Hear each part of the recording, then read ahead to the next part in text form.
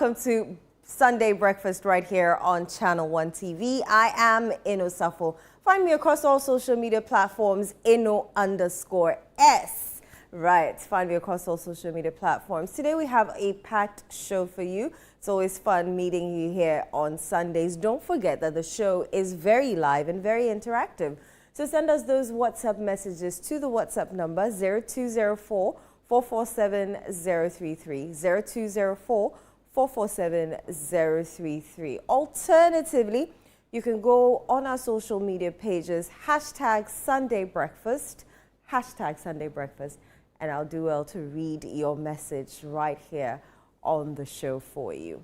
Right, let's begin off with saying a huge thank you for joining us on May 1 for family consecration. I mean, without you, there's no us, and we couldn't have done it. 20 years running, family consecration service has been held successfully every 1st May. So to all our viewers, all our patrons, all our listeners, thank you so much for coming to family consecration, for praying your hearts out, for calling on God to protect you and your loved ones and your family, your businesses for the month of May. We also ask that God will protect you. One of my favorite parts of family consecration is when they call the married couples, and then they all come together and renew their vows. I think I really enjoy that bit. So thank you for that. Thank you for coming. From our pastors here, from staff of Channel One TV, from management. Thank you. Thank you for coming. All right. Now, this is the best month of the year, I always say. And maybe not just because I was born in it, but because we get to celebrate our wonderful mothers. And so this month, we're doing an episode with Mama promotion. And all we're asking you to do, we have just one more week, right? Because next week, Sunday, is Mother's Day. So, being the amazing month of May, we're asking you to send Mama a message telling us what Mama chose to forgive. What did you do to your mom that, she was pained, and you could see the pain on her face, the sacrifices that she made for you, and also the action that left an impact on your life. So you send that message, you write it out, and you send it to 0539 986 996. 0539 986 996. So you include your name, your number, as well as your mom's details. And we're calling this an episode with Mama promotion. So an episode with Mama promotion, you tell us how you hurt your mom, but she chose to forgive you, and all the wonderful things that mothers are about, So tell us all of that, and let's see. You can win something amazing on an episode of Mama right here on Channel One TV. We'll be celebrating our mothers in grand style as we usually do. Mothers go through a lot. It's between life and death, and yet they choose to go through it several times for you and for me. And even mothers who maybe one way or the other didn't even give birth to you, but in a way impacted your life or took you on as their own child. They're also very amazing as well. So kudos to mothers like that as well. And if one of them has impacted you or has forgiven you for something that you may or may not have done, this is the time to celebrate them. Write it in. We will definitely read it out. We'll choose a winner or two or three, and we'll celebrate them right here on Channel One TV, an episode of Mama. The number to send that message to 0539 986 996. 0539 986 996. Hashtag an episode with Mama, sponsored by GTP and supported by Takura. All right. Now, we have an amazing production called The Blanksons. Now, The Blanksons is a drama series, and I don't want to give you the story yet, but from what I have watched, it's funny, it is unbelievable, but still very true. And they show it every Thursdays on Channel One TV at 7:30 p.m. Thursdays, Channel 1 TV at 7:30 p.m. And there are repeats throughout the week, aside Mondays. So Tuesdays, 3 p.m., Wednesdays, 5:30 p.m., Fridays, 11:30 a.m., Saturdays, 7 p.m., Sundays, 4:30 p.m. Those are the times that the Blanksons are shown right here on Channel 1 TV. So aside Mondays, if you miss it on Thursday evening, don't worry, you can catch it throughout the week at these various times right here on Channel 1 TV. Proudly sponsored by Nasco Electronics, Lizzie Shito, Out Insecticide Mosquito Spray, and Everpack. Always doing amazing things with us, but truly grateful for them. This is a Channel 1 TV production, so we,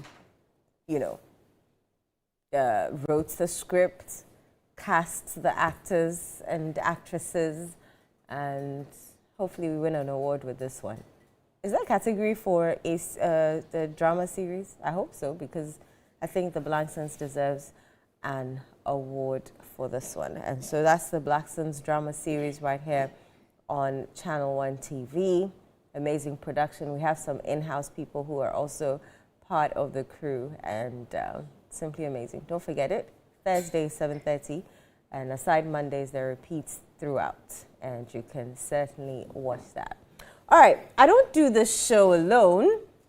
I do it with one stubborn baby like that, Jude Mensah Duncan, but he prefers to call himself JD.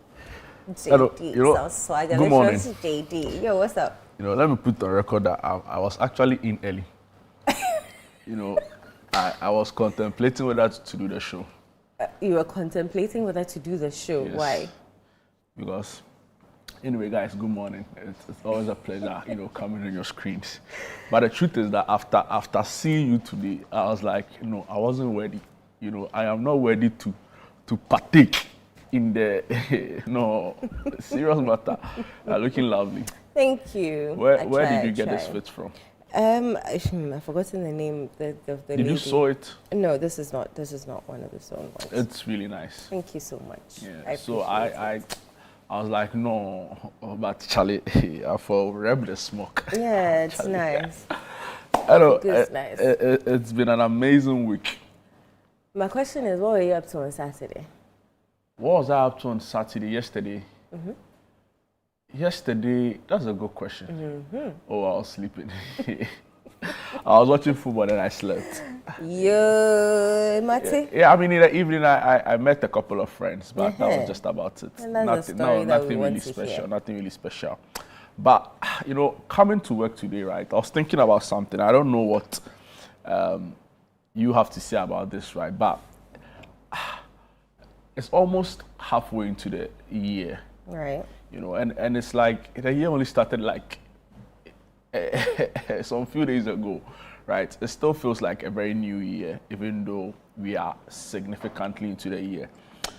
And I would love to hear from our viewers today what they are most grateful for, right? These are questions we usually ask at the end of the year, when like everything, the goes, the bars, the ups, the downs, the difficult moments, But for some reason, I feel like halfway or close to halfway into the year, it would be great to hear from our lovely viewers out there what they are most grateful for. So if you are watching the show right now, kindly do send in a text. The number is on your screen. Share with us your very grateful moment, and we'll be glad to read it across for you. And because I asked this question because I told you 2 weeks ago, a week ago, I was at Korle Bu. Yeah.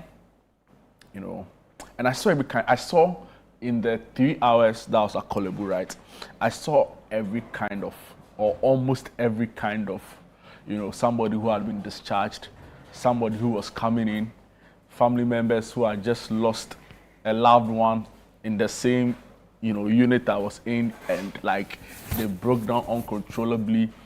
And right next to me, somebody who had been discharged, So it was a mix. And if you go to Korle Bu, right, it has a way it humbles you. Mm-hmm.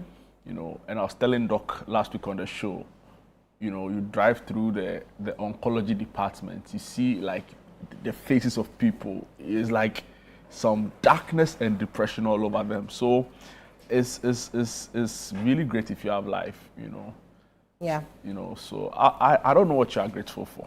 I'm grateful for life, first off. I'm grateful for the job that puts food on our table. I'm grateful for the opportunities that I have gotten this year, and I'm hoping for more. I'm also grateful for friends, for family especially, you know, who hold your back and have you on lock. Are you Like, grateful for the leaders lock. you have? Oh, you mean as a country? Yeah. So far so good. I can't complain. Some are good. Are you Others happy are with the kind of questionable. leadership you have? Representative leadership you have in this country? I said some are good. Others are questionable. Others are questionable. Others make promises they clearly They are don't yet to intend deliver on to it. keep. It's not yet to deliver. Charlie, you can't come So and wait. tell us 50 days. Or what did she say? 50 something. but you And know then they- when you we know call they- you, tell us 80%. Well, of our there's no street lights Accra there. is still, it's not even from here, from Tesano, all the way until you get to Pokwasi. There's no lights, That's like serious. street lights. It's bad. On the N1 is Wow, dark. wow. Most of Accra is dark. Anyway, we don't so- even have, you know, road markings to guide us. Especially, you know, we're thankful that God takes us and brings us back each and every day. It's just grace. So, It's yeah, not like we're you're some grateful. wild driver or you have no. experience We're just or grateful. your car is big, Charlie. I We're don't. grateful. We're grateful for life. Absolutely. We're grateful for life. Grateful for life. All right, Eno, it's been a really busy. Remember we said we'd ask about the Doomsday situation because a week Absolutely, ago, very important. Yeah, a yeah, week yeah, ago, yeah, our yeah, viewers yeah. sent in, you know, their various stories from all around Ghana about the Doomsday situation. So tell us now, a week on, has it gotten better? Has it, you know, worsened? Or you are somewhere in between the low current and the high voltage? So let us know Sure, about that's- that. 0204-447-033, 0204-447-033. Alternatively, go on social media, #Sunday Breakfast. Jude and I will read it here on the show. We'd love to hear from you. Absolutely. You're gonna And say you know the something. funny thing, yesterday when we were on TV and the discussion on, you know, the late night eating came up. Yes. You know, I get back to my apartment yesterday, and guess what? The first person that met me, you know, who resides in the apartment. It was so funny because it's like, have I ever eaten a workplace? You know, and his point was that certain foods taste better at certain times, and like it's like, see, there's a reason why they say, you know, abenkwan is best when adiachiso. Yes. Early in the morning, they Well, are I'm kind of really, Yeah. I don't even know. You know, so apparently there are some foods that are best eaten at certain times, and the fufu, no, so right now it's not even like an afternoon or evening meal. It is either early in the morning by 6 a.m. and you know, and I found it really interesting. He was sharing with me that his dad would usually eat like around 6 fufu, 6 Like AM or PM? a.m. So I'm Okay. like, is it the one that they said no? Is it So the I'm like, war one or the they are clan one? warned it. They are. And who wakes up to do that? I I'm sure it don't- was I don't- him. I don't know, you know. So I found it really interesting, and I thought it was like a new phenomenon. But apparently, there are, you know, and the funny thing is that there were people who also eat, like maybe if it's kinky or bangu, they don't mind eating it like 5 times a day. Oh, we have an example in the newsroom. If they start with rice, they'll eat rice The throughout whole the week. I found it very interesting.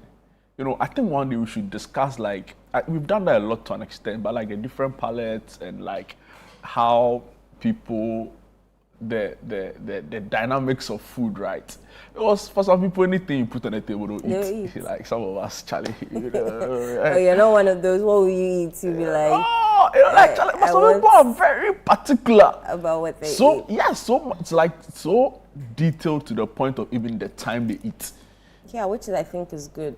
Yeah, but you can't be eating fufu at Charlie 9 o'clock. So I don't know. So I mean, it was an interesting discussion, and I love the fact that people were following, and even outside of the show, you know, There's a I was being conversation going. accosted, like people were bringing in their concerns, like, oh, you can't say that about fufu. I'm like, oh yes, I'll say that about fufu. You know, it was really interesting to I think to someone follow. sent a message, I think after we closed the show, that do we know the taste of fufu at that time. at You can't 3 tell me that a.m. story. I'm like, but why are you eating fufu at 3 a.m.? Must you try it and see? You eat fufu any other time. Is there like some biological explanation to it where like your taste buds, Are heightened at that point. Yeah. I doubt it, honestly. or like even some physiological balances in I your... think it's either you've gone out to party and then you want something in your stomach before you go to sleep, so you don't wake up, at 6 a.m. or 4 a.m. I mean, Would you 7 eat a.m. fufu at... No, Like, I won't. You're afraid Even you... on a regular day, fufu, I mean, we've Yeah, gone true. to eat fufu before, so even on a regular day, True. I can't eat much. True. And someone will say That I'm not I a can real Ashanti, certify. but I am a real Ashanti.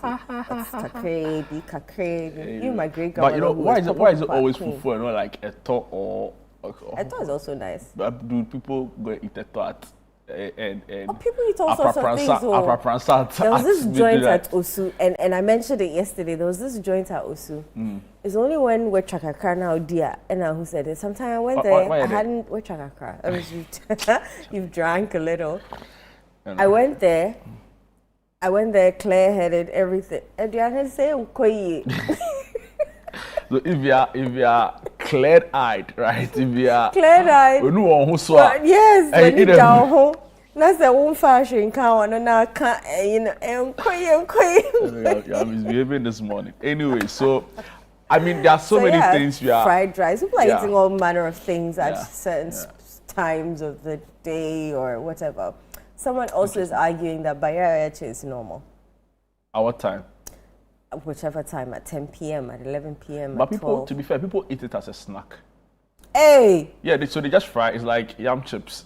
It's not a snack, it's a full meal. But if you are eating If you add the Pringles, protein if you are in eating Pringles and somebody has fried yam, There's a difference. What is processed? See the That is processed. That's the all. thickness Oh, please. of the yam Please. and the thickness. The Pringle is flat. Please. If So you're saying if it's the same thing? If you eat like, some way.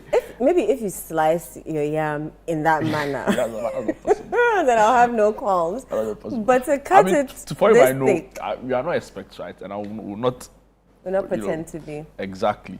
But the point is that like some of these processed foods are even worse, right? We know some of the chemicals they use in making some of these things. So I'd rather eat my yam. And some people chew it raw without any like sauce or spicy sauce or anything, and they are just good to go. Some way. In some way. Let's do some Wow. headlines. I would love to hear from our viewers, right? viewers. As always. So quite a number of requests you have out there this morning. Your take or your make of the kinds, your generally what you make of late night eating. Is this something you've done before? What does it feel like for you when you engage in such, right? Your general thoughts around it, and of course also the Doomsday situation. You are being told by the Energy Ministry that significant upgrades, means that now we have stable supply, even though the transformer situation is still being worked on in terms of the replacement of the faulty one. So we'd love to hear from you. Has it improved? Is it better? Is it worse? Did your lights go out yesterday? What time did they come back on? Share with us. We'll be glad to hear your thoughts on it. Let me just quickly go through some of the headlines, right? Okay. Let me start with channel1newsonline.com while you Please do. refresh your page. Channel1newsonline.com.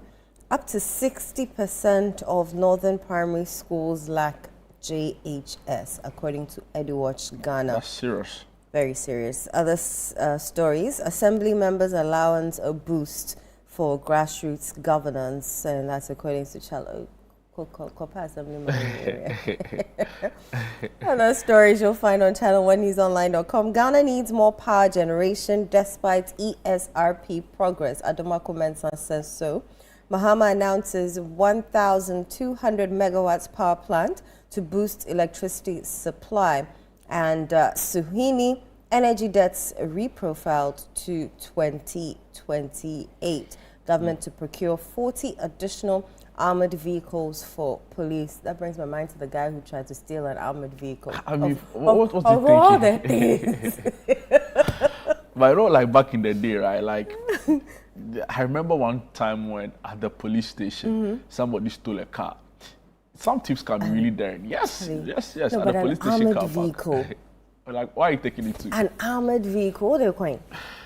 Anyway, so that's interesting to note. Anyway, let me take you to citynewsroom.com. You have a couple more headlines. Please do. Yes. I have don't keep bread beyond 4 days. A baker's warning. And family consecration service. God has been good to us. That's according to the worshippers. And there are pictures of that as well. Yeah, there's the stories right here. Interesting. They say you shouldn't keep bread beyond 4 days. Yeah, to me, did 2 weeks. So did, sana, now they share microwave no more. Now the matter kakra fa And more day. Oh, I don't suffer. Anyway, big stories here, citynewsroom.com. And starting with some rather tragic news. 2 killed, several injured after gunmen attack passenger bus near Wale Wale. Moving on to some other stories. PURC silence on outages surprising. Adomako Mensah, who is on the Energy Committee of Parliament. And other stories. Edwatch. Inequitable DACF education funding worsening rural-urban gap. Political interference undermining local governance. That's from Chalok. Mohammed's 1,200 megawatts power plant, nothing new. Adomako Mensah speaking there again. Clear backlog and end aviator style recruitment in health sector. That's coming in from the MPP. In the northern region, over 37,000 candidates to sit 2026 BECE. Chief of Staff announces presidential delivery unit to track government commitments. The IGP is in the news as he says more police needed to meet growing security demands. And finally, with me here, nationwide transformer replacement timetable to be released soon. And that's coming in from the Energy Minister, John Jenapo. Maybe, and finally, right, NIMOS picks up 49 suspected galamseyers in the western region. And these are the big stories here on citynewsroom.com. I'm on graphiconline.com. Graphiconline.com. Stories you'll find on that portal. Upper East Police foil robbery gang. 2 dead, 4 arrested. Togo introduces fixed penalties for traffic offences. Amazing. Construction of 24-hour economy market for Asesawa. President Mahama cuts sword. Government considering absorbing Western Rail Line under Big Push program, according to the president again. Akosombo Hydroelectric Dam now fully operational. The president says so. And NACOC screens Hajj pilgrims with canine dogs at Tamale Airport. And apparently the first batch of Hajj pilgrims left. Yeah. I saw a video of them departing from the Tamale Airport. Yes. And it was quite interesting, right? Yes. So I saw in there the Member of Parliament for Tamale North. Okay. Right, who happens to be the Deputy Minister for Roads and Highways, Honorable Al-Hassan Suhini. He was there with his some of his constituents and family members of those who were going on this holy pilgrimage. And it was interesting to see how, the excitement on their faces. I think it's the first time they are departing Tamale. I don't know. I stand to be corrected. Yeah, but, well, and like they kept waving the plane till the plane went all the way up into the skies, right? And it was interesting to see the Member of Parliament and, his people there. They're actually, very, very happy to see him around there, coordinating all of those things. So, yeah, it's exciting. It's exciting times. I'm praying that. How many of them went? 400, right? Well, I only know about the first batch going. I think about 400 of them departed in the flight. In the flight, yeah, okay. So for the first batch, yeah.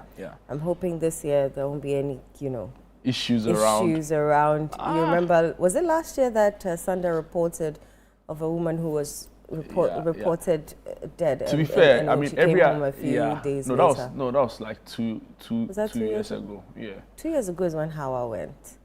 I think it was last year. Yes, 2 years ago was Hawa. It was last year.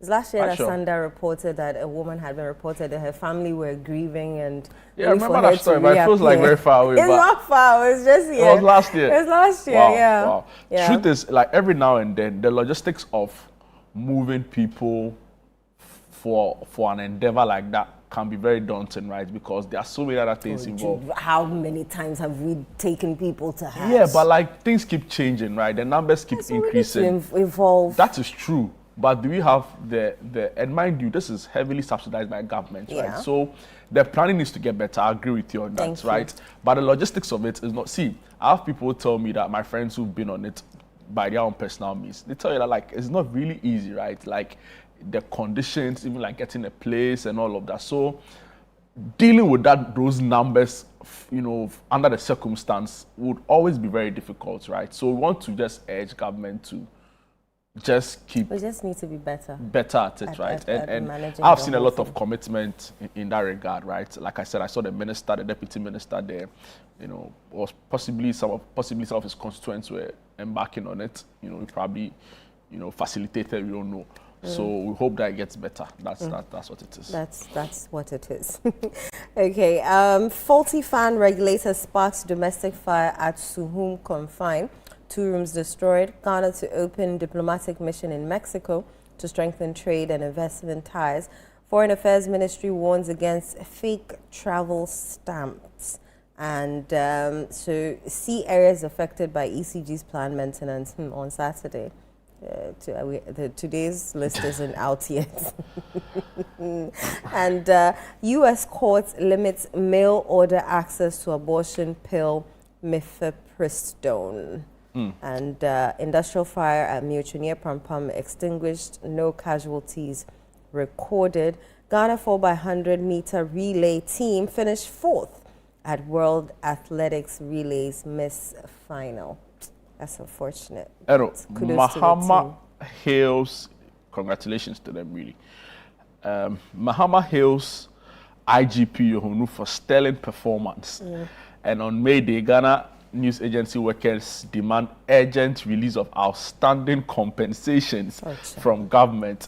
And this is on GhanaNewsAgency.com. And this is the first time I've seen a news outlet report on themselves demanding, what is due them. Right, so Ghana News Agency workers demand urgent release of outstanding compensation from government.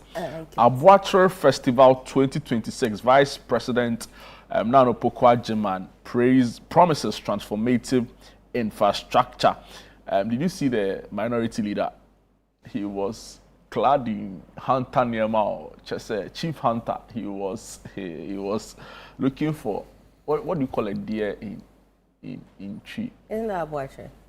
Yeah, Oh, you Abuatre mean the festival. in The name of the festival. Yeah, is it Otre? I think so. Which one is Otre? Charlie, they went to catch the deer. When you said Otre, they catch the deer. my mind automatically went to Otre Bininkwan. Charlie, it's okay. It's okay. I hear it's a delicacy. With the Trawana, it's okay. But I shout know outs to Otre the Bininkwan is an people of amazing- Ifutu for the successful Abuatre festival. to It that was really, festival really, one really day. colorful.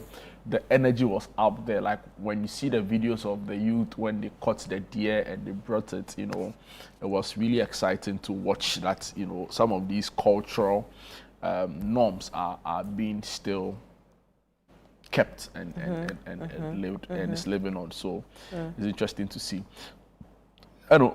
Advocates push TVET to tackle youth unemployment, and NCCE intensifies public education on constitutional rights in the digital spaces. These are sort of big stories on the GhanaNewsAgency.org.gh.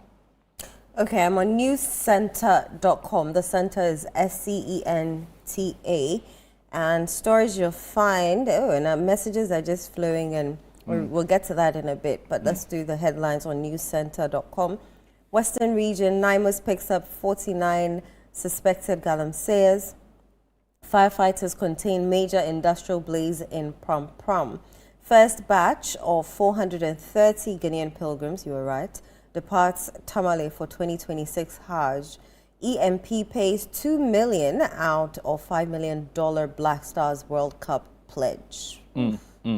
Addressing ongoing, yes, I mentioned it yesterday. Address ongoing power supply challenges. Sami Ewuku says so. Government crippling OSP to weaken corruption fight, according to the minority. Yes, and those are some of the stories you find on News Center. I wanted to bring you some big headline stories on the international front, right? Right.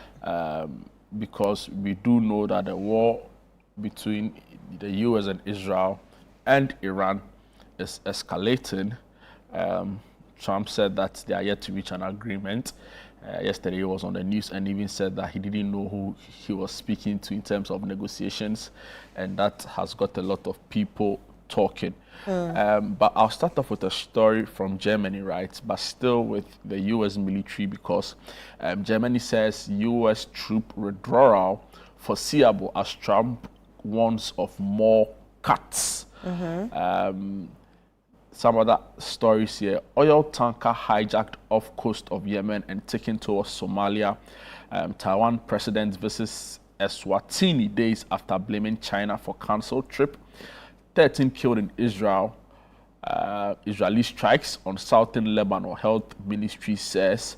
Man charged with murder and sexual assault of a 5-year-old Australian girl. Like, wow, unbelievable. The Iran war has strengthened Ukraine in surprising ways. Could a ceasefire with Russia be closer? And that's an interesting analysis by the BBC In-Depth. That's what they call the blog, and it's on the website. And finally, here, man arrested in Austria after rat poison found in baby food jars. Wow. I don't even know what the world is becoming, right? Wow. Incredible scenes. So these are some of the big stories. Of course, US threatens shipping firms with sanctions if they pay Iran tolls. And these are some of the big stories as being reported globally by the BBC. Is there anyone want to read for us? So I was on the BBC, when you come further down, it says the clandestine network smuggling Starlink tech into Iran to beat internet blackout. I found that interesting. The war has taken many different turns, right? To think about the fact that before the attack on Iran, the Strait of Hormuz was opened, right? Everything was normal. Then the war gets heated up, then it's closed by Iranian forces, their naval forces. Then for some funny reason, US also say if you don't open it, you are coming in to block the thing. It's just interesting to follow. The thing is already closed. They are saying you are coming in to block. I mean, to an extent, Iran were allowing vessels from China and other friendly states, right? So the US says we are having none of that. So we are also coming to block it, and it's now causing lots of challenges for the global economy, particularly, the supply of crude. And so we're hoping that all of that ends soon and the prices fall so that some of us can enjoy the benefits of it thereof. I would want to just read a story briefly, then we go on a quick break. The citynewsroom.com is reporting nationwide transformer replacement timetable to be released soon. And that's a story attributed to the Energy Minister, John Abdullahi Jinapor. Excerpts read, the Minister for Energy and Green Transition, John Abdullahi Jinapor, has announced that a nationwide timetable for transformer replacement and upgrades will be released in the coming weeks as part of efforts to stabilize power supply. He said 140 new transformers have already been installed, with an additional 300 set to be deployed in the coming weeks to improve electricity reliability across the country. Speaking at a town hall meeting in Koforidua, Mr. Jinapor stressed that the government is working to ensure Ghana does not return to the era of persistent power outages widely known as Doomsor.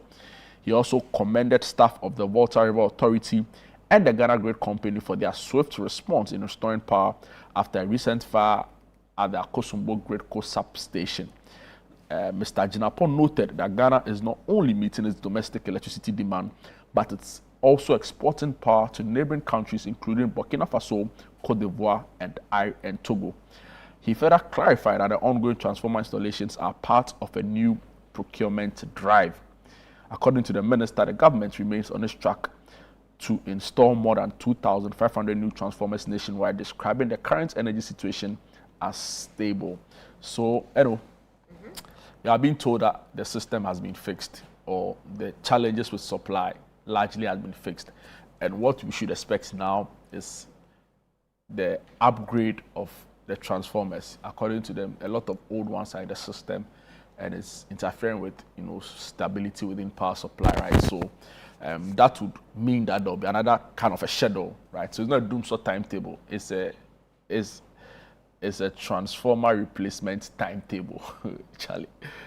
First they said it was rotational schedule. They don't want to hear doomsday and timetable in one breath. Anyway, we'll take a quick break. Yes, when we are back, there's a lot more right here on Sunday Breakfast. Don't go away.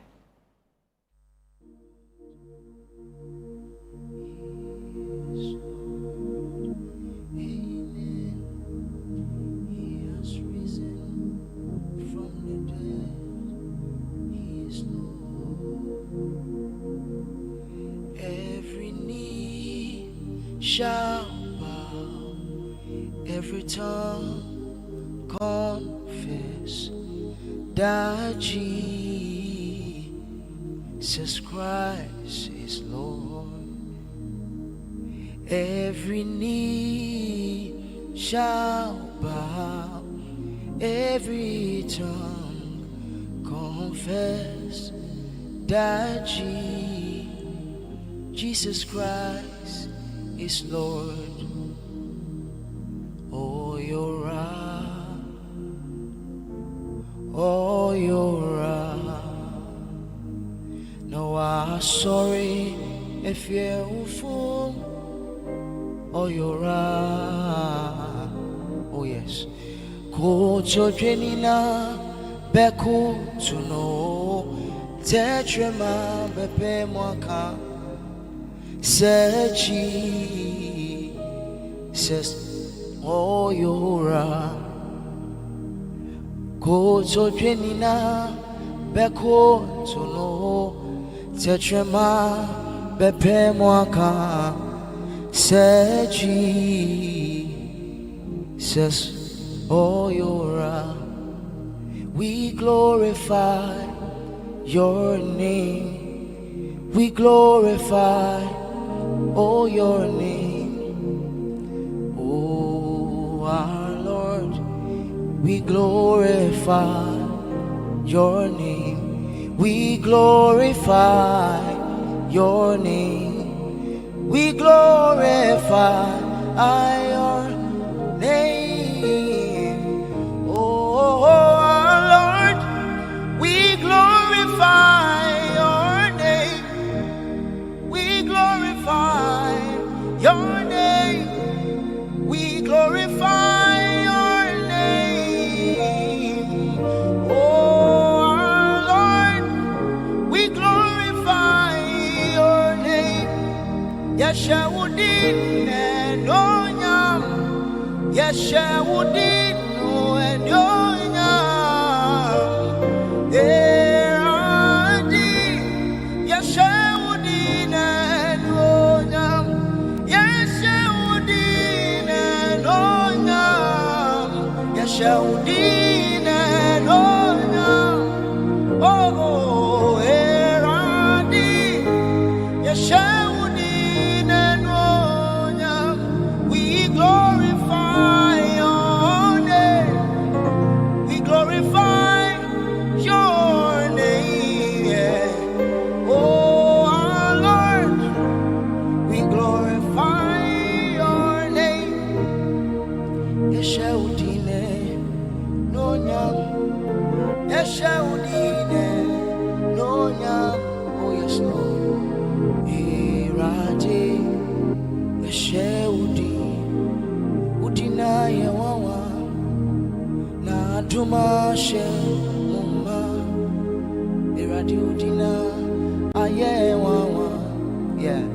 Ishira Womu Udina Yewawa Na Dumashe Mumma Jesus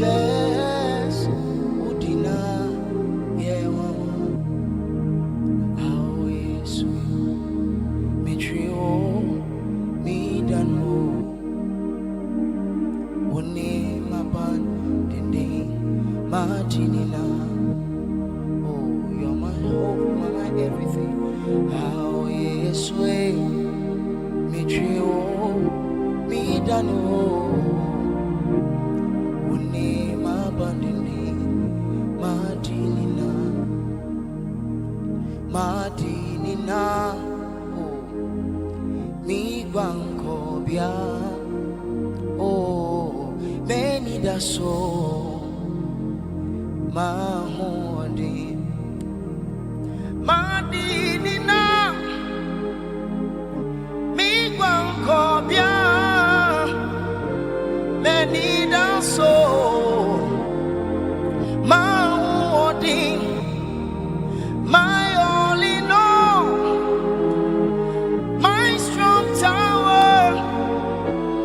my safe refuge, you are my strength, Madinina,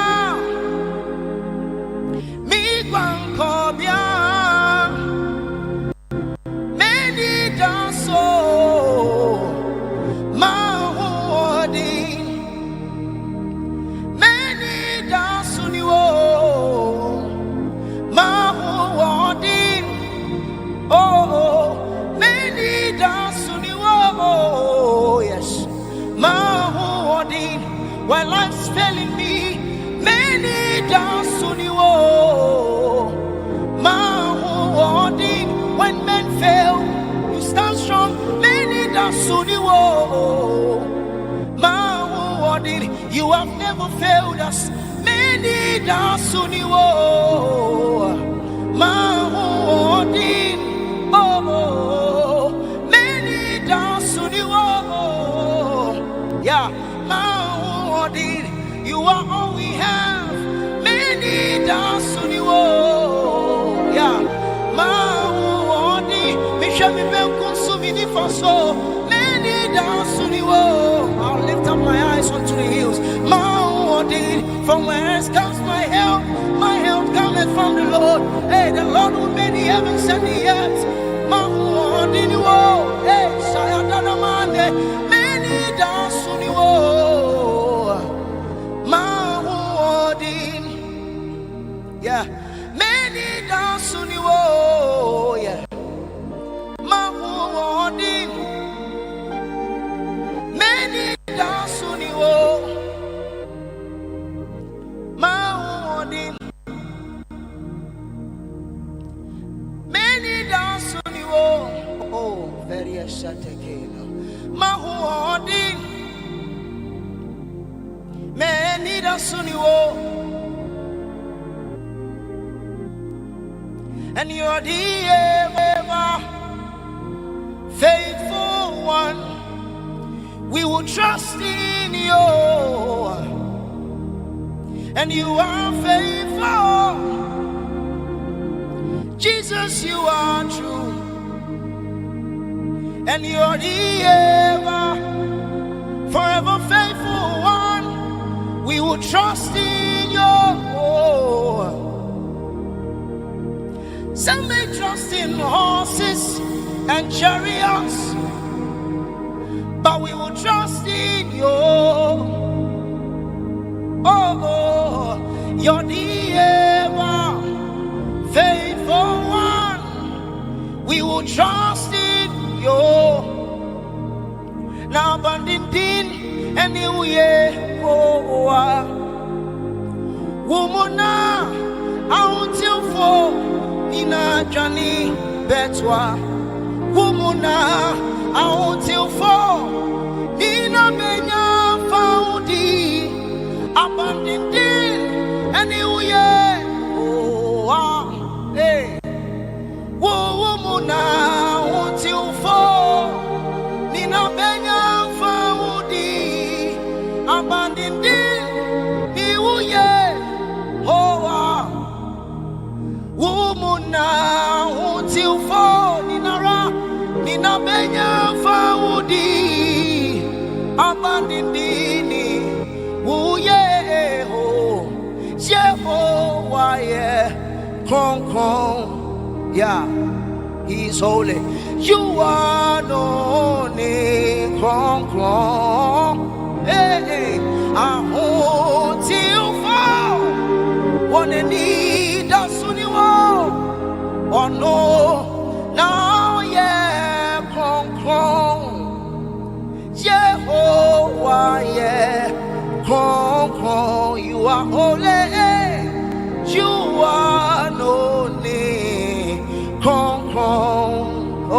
exalt you. I want to fall. One in need of Suniwo. One Kwana, oh yeah. Kong. I home till fall. All the saints gather. They need us, so you are hope against. Oh no, yeah. Oh yeah, Kong. Jehovah, oh yeah, Kong. Oh, Selevenia Tena. You are no need, uni Kong.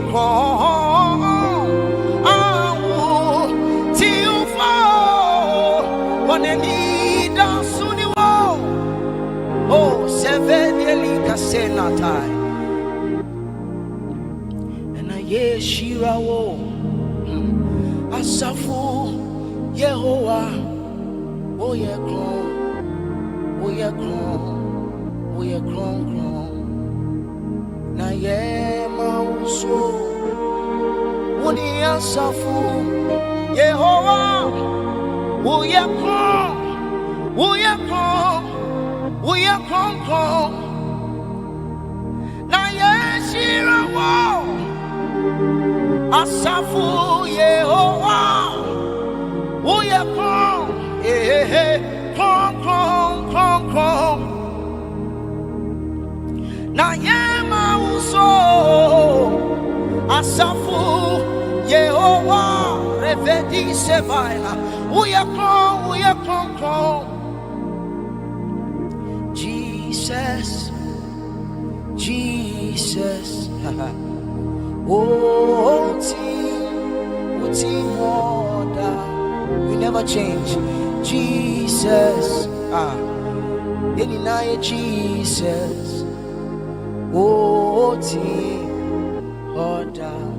Now, yeah, Jesus. He's the God of yesterday. Now, yeah, Nasuji. He says, oh, your Jesus, I cover. Oh, team, down. Now, yeah, and he says, oh, yeah, and so Jesus, oh, your Jesus, oh, we give you glory, Lord. Oh, team, order. No, yeah, he says. Oh, yeah, February, Muji, he says. Now, sounds so, yeah, March, Muji, he says. Oh, team. Order. Oh, your so Jesus.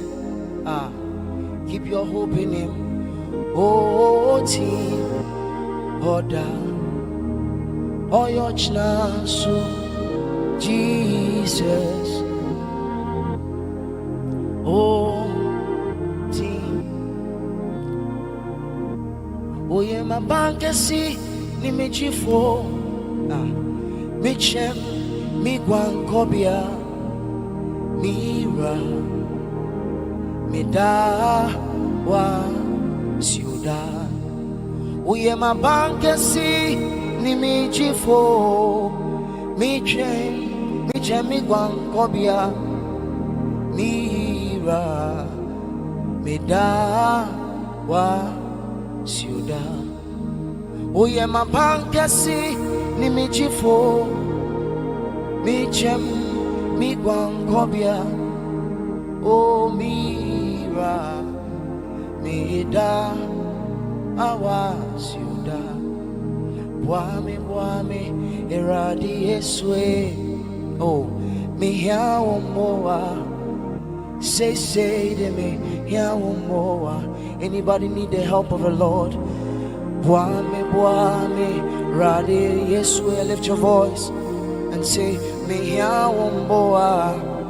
Say, Dimi, Yawumboa. Boame randi yeswe say Boame randi yeswe oh me yaomboa say de me yaomboa Boame randi yeswe Boame randi yeswe me yaomboa say de me yaomboa say me yaomboa oh without your help we are nothing say de yaomboa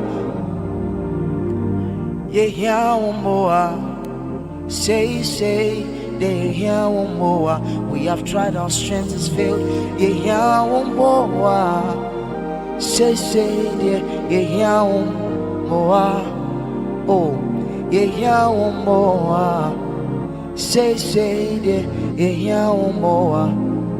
Onyami tumfo, Oshe soda. Nana taban kesi, no boy, yehoba.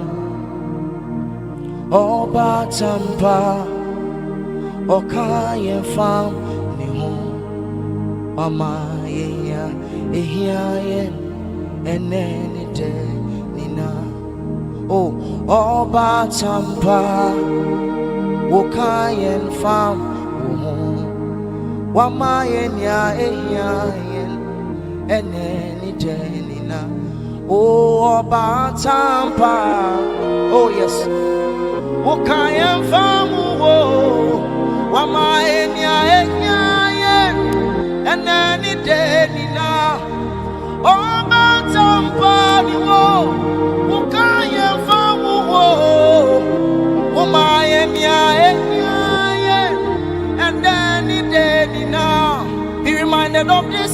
Oh, you Tampa, oh, ukaya famu wo, now umaye and then it did now. Let the words resound in your ears.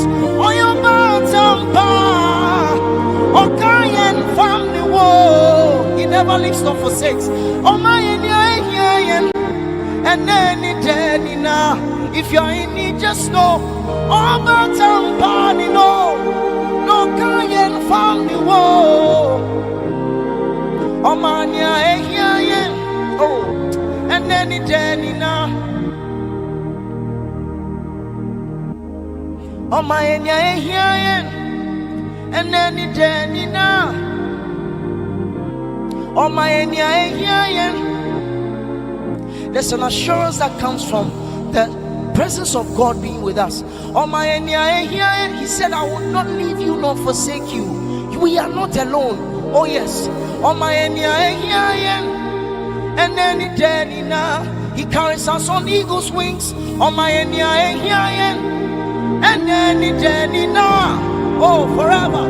Oh, my Enyayan, Governor say, and then it now, Radadileva say, oh, my Enyayan, oh, my Enyayan, then now, oh, my Enyayan,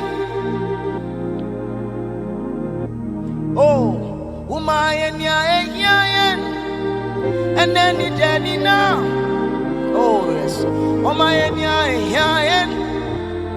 Say Sava. Oh my and then it daddy now. Oh my and daddy now. Said the name of no side. Oh my and Uvenas. Oh my and oh my and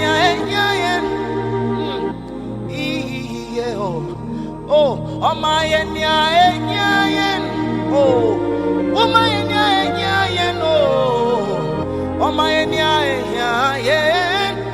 then it now. Oh, my and he gives us food today, everlasting bread. He's the bread of life. He's the bread of life. I have the bread of, confess this, I have the bread of life. I have the bread of life. I have the bread of life. Oh my oh my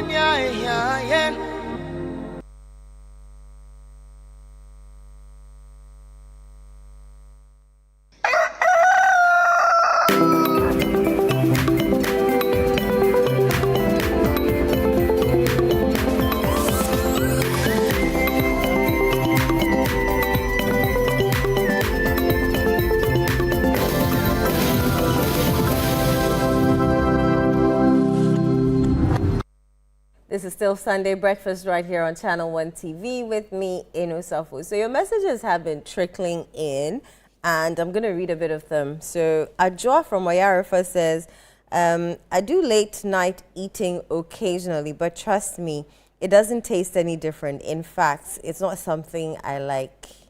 This one says, Marcus, he says, I'm Marcus Jude. I'm so grateful to God, not because I got what I want, but I'm not where I used to be. Thank you, God. And this one says, Jude, I'm grateful to God for my life. When you have life, there's hope. Absolutely. And I like the positive energy. Yeah. Right? Yeah. I love it too. I love it too. When you're Amazing. positive, good things come to you. Yeah. Manifest positivity. Yeah. And They say get some people say positive fake it till you make it. I don't know where you stand on that debate though. But some also say, you know, make it. Like what? they have a way they say it, like manifest it, like speak it into existence. Yeah.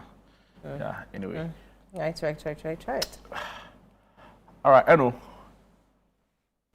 Okay, so this other message coming in right now says, Okay. I'm grateful for family, I'm grateful for friends, I'm grateful for where I work and all the lovely people around me. It's been a tough start to the year, but gradually things are smoothing out, and I can't wait to see what the rest of the year has for me.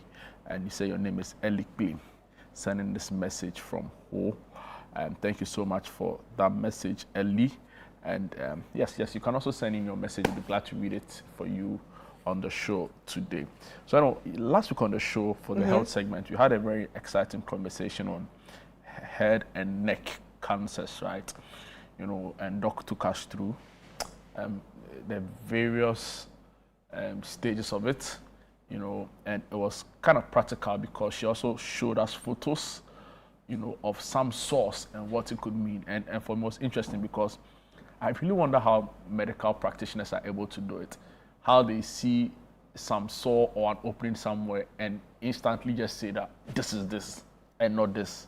You know, how do you know I didn't bite my tongue when I was chewing and it is there? You know, but for some reason they're able to like clearly spell out what kind of sore is what. So, and on that, on the show today, we'll be discussing cold sores. You know, we'll be discussing cold sores, and it is from a medical perspective. You know, cold sores sounds like cold stores. We are not selling fish and chicken on the show today.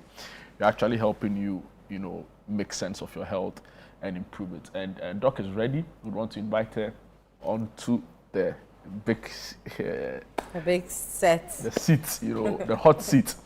Dr. Kalsum Zakaria Adam is a public health advocate. She works at the Kolebu Teaching Hospital. She's a maxillofacial surgeon. What that means is that she has money. That'll be the whole story. They have plenty of money. You can't tell me otherwise. You know, it's funny. Senior Kafu Day, I don't know if you've been following his YouTube. He interviewed the first plastic surgeon in Ghana. Really solid conversation. And when you look at the man, you know, you clearly can tell he's a very learned person. And he also looks like money. He smells like money. You know, so the surgeons, they have money. You know, so if you have a maxillofacial surgeon here, it means money has come. Doc, you're welcome. You can't tell me otherwise. You can't even deny this anyway. I hope you are well. Yes, I am. How about you? I'm thriving too, by God's grace. We're discussing cold sores today. Yeah. Right? And once we have cold sores, I'm assuming there's hot sauce. There's no hot sauce. There are no hot sauce. Yeah. Right. Before you even like delve into the conversations today, last week we also discussed Head and neck cancers. head and cancers and all of that. You showed us some photos of like sores, you know, certain parts of the mouth area, the tongue and all of that. How different is what we are discussing now from cold sores? Then you just segue us through. Okay. Thank you. So last week we spoke. We had a lengthy conversation on oral and then head and neck cancers, and we mentioned that one of the presentations or manifestation is when you have an ulcer, a non-healing ulcer for about 2 weeks, greater than 2 weeks, around the head and neck region, which we mentioned can be from the lips, it can be from the mucosa or the flesh within the mouth, any part of the mucosa, and then also it can also affect the tongue, under the tongue, can affect the oropharynx. It can also present as having a lump on the neck region or in the jaws, anywhere within the head and neck region. Okay. And then we also mentioned that it can be a sore that appears on the lips. Okay. But oftentimes it can be differentiated from what we are coming to talk about today, which is the cold sores. Its medical term is usually herpes simplex labialis. So it has to do with an ulcer that would happen. Usually it starts off as some discomfort, like a tingling sensation or numbness around parts of the lips or anywhere. So usually it can affect any part of the body, but oftentimes the most often areas that it can manifest is around the lips that you may see. Okay, so you may have some tingling sensation, numbness associated with part of the lip, and then you feel a little unwell. Then in about a day or two, you notice that you would have had or you have developed some blisters. Okay, so once you develop these blisters are often painful and fluid-filled. So we call them vesiculobulous lesions, where they have some fluid in there. And then this fluid would mature, and with time, these blisters would rupture. So when it ruptures, then you end up with an ulceration. At the beginning stages of the ulceration, these ulcers are wet. Then with time, they dry up, and then the healing process goes on. So it has about 4 stages that we have spoken about. But these So the sores sores often, are different from the blisters. yes. So the sore would rupture, and when it ruptures, It becomes a blister. The blister will rather rupture And become a sore. Okay. So when it becomes a sore, So the blister is then- like just a crack, an opening. no, the blister is fluid filled. Flu- So you will see that the part of the So like area it that is reddens affected is reddened. and there's swells. some water in it. Okay, so that's the blister. That's the blister, or there's some fluid within it. So that's the blister. It could be Then- pus or No. It's- It's just once liquid. you bring in pus, that means there's some superimposed infection. That's not Okay. what we are dealing with Okay. now. So you see a so blister. like what we have on our screen. Exactly, like what we have on our screen. So it starts off like this that we have on our screen. So this is showing someone who has the second stage. So the initial stage would have been some tingling sensation around the area, then develops these eruptions or blisters. Now after, so you can see that there's a blister just close to the commissure, that corner of the lip, we call it the commissure, and this is how it often presents, and it often will be painful as well, and you feel generally unwell. The reason why it's called cold sores is because, how it was first discovered. Okay. Because people tend to have some, or people who have some fever, or even sometimes it's even called fever blisters. Fever blisters. So I think I've heard tend that to have before. some blister. You tend to have fever, and then some cold associated with it. So that is why it's called cold I think sores, most but not people necessarily. say maybe not malaria. Exactly. Yes. And So more you feel often a than little not, when it feverish comes, and all you of that. fall sick. Yes, you do fall sick. So what happens is that the etiological agent is a virus. Okay. And that virus we call the herpes simplex virus 1. Okay. Now, this virus, oftentimes, you get it through skin-to-skin contact.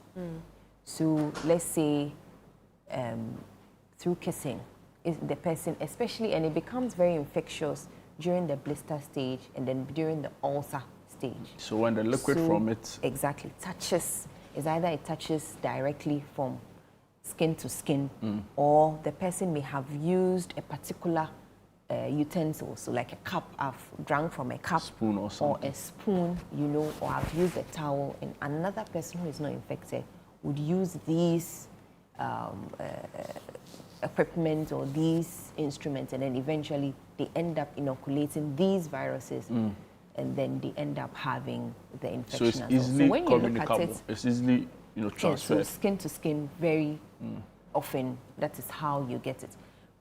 Oftentimes, when you look at the population, about 50% of all adults do have this infection. So once you are infected with it, you can't eradicate it 100%.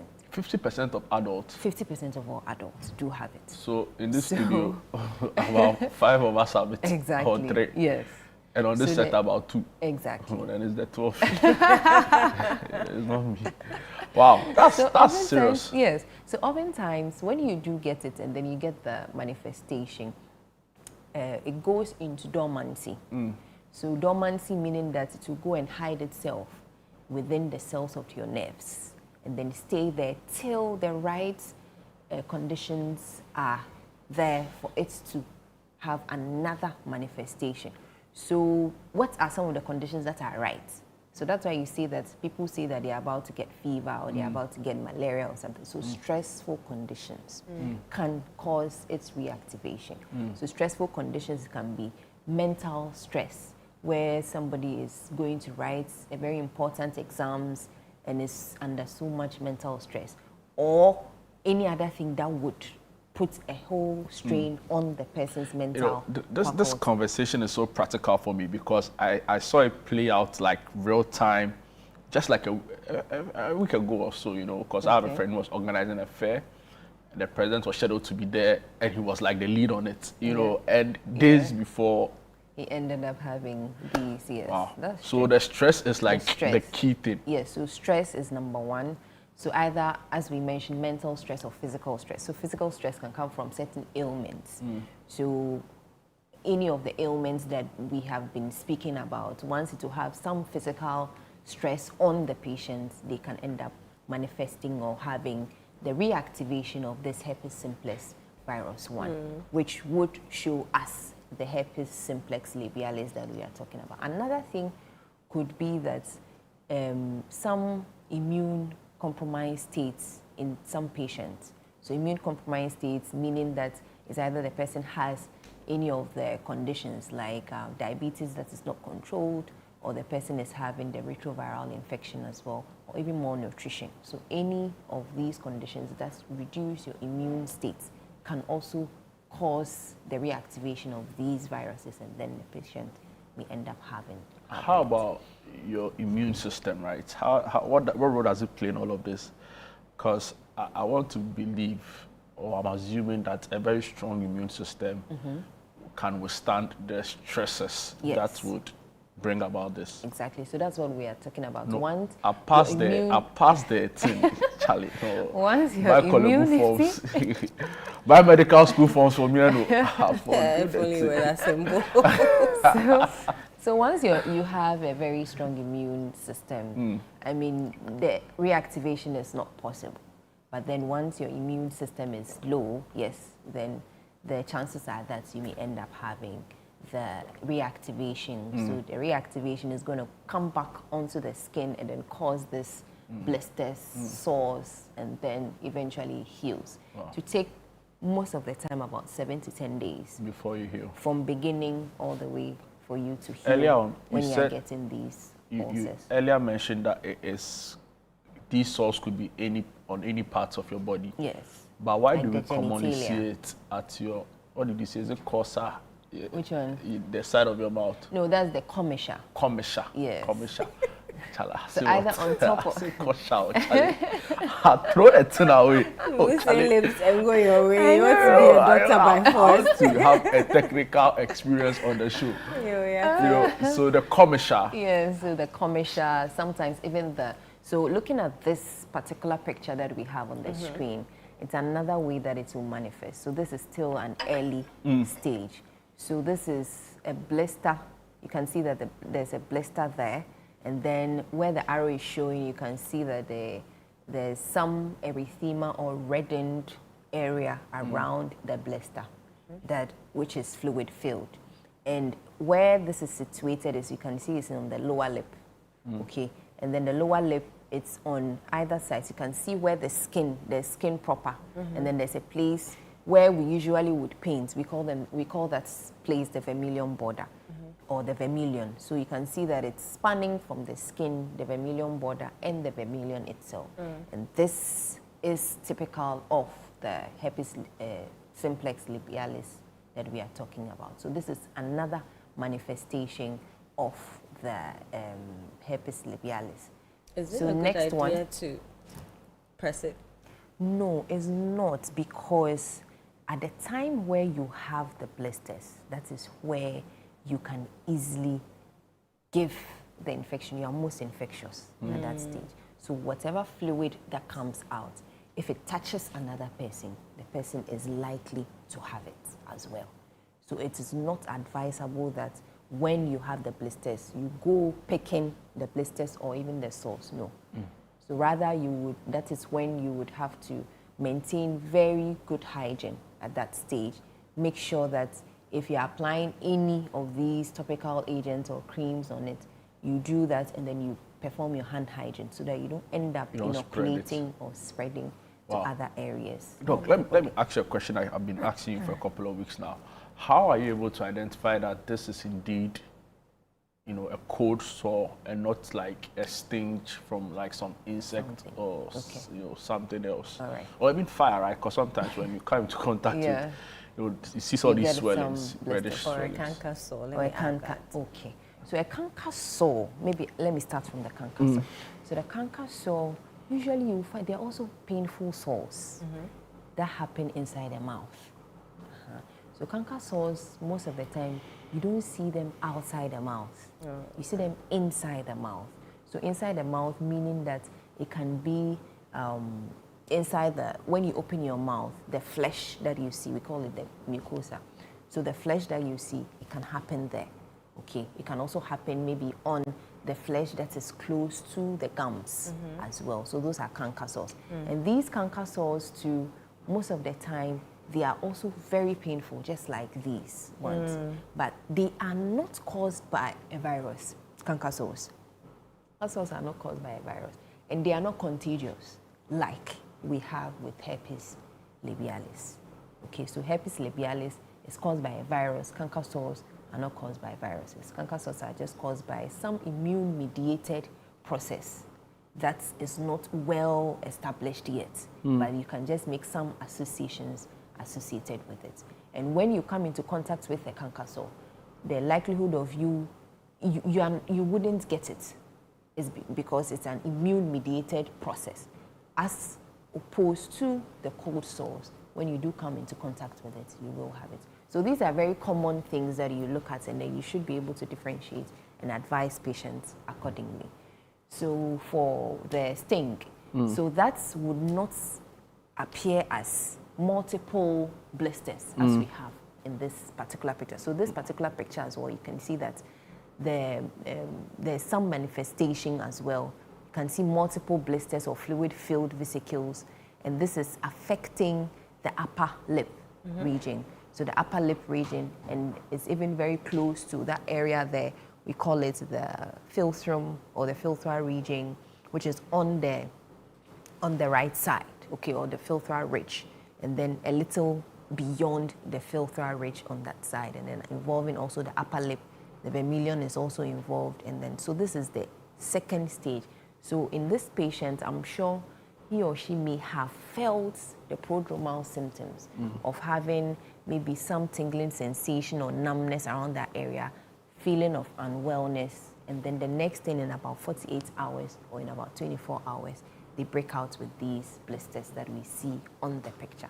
So this blister will then move on to become an ulcer when it's ruptures, and then the ulceration will then go through the healing process, and then eventually will be free from it. Then it goes back into the dormancy state. So once you have been infected with it, there's no way you can get rid of the virus. So the virus would be with you, and any time that it is right with your immune system going down, then you would have a reactivation of it. And most often, how do we get it? We get it from, let's say, kids as children. Somebody comes and then holds you, kisses you, you know, who already has the virus. You get it. Or as kids, adults are having a drink or something, then, oh, let me give it to the child. So the child drinks directly from the same cup as an adult, and then you get the infection.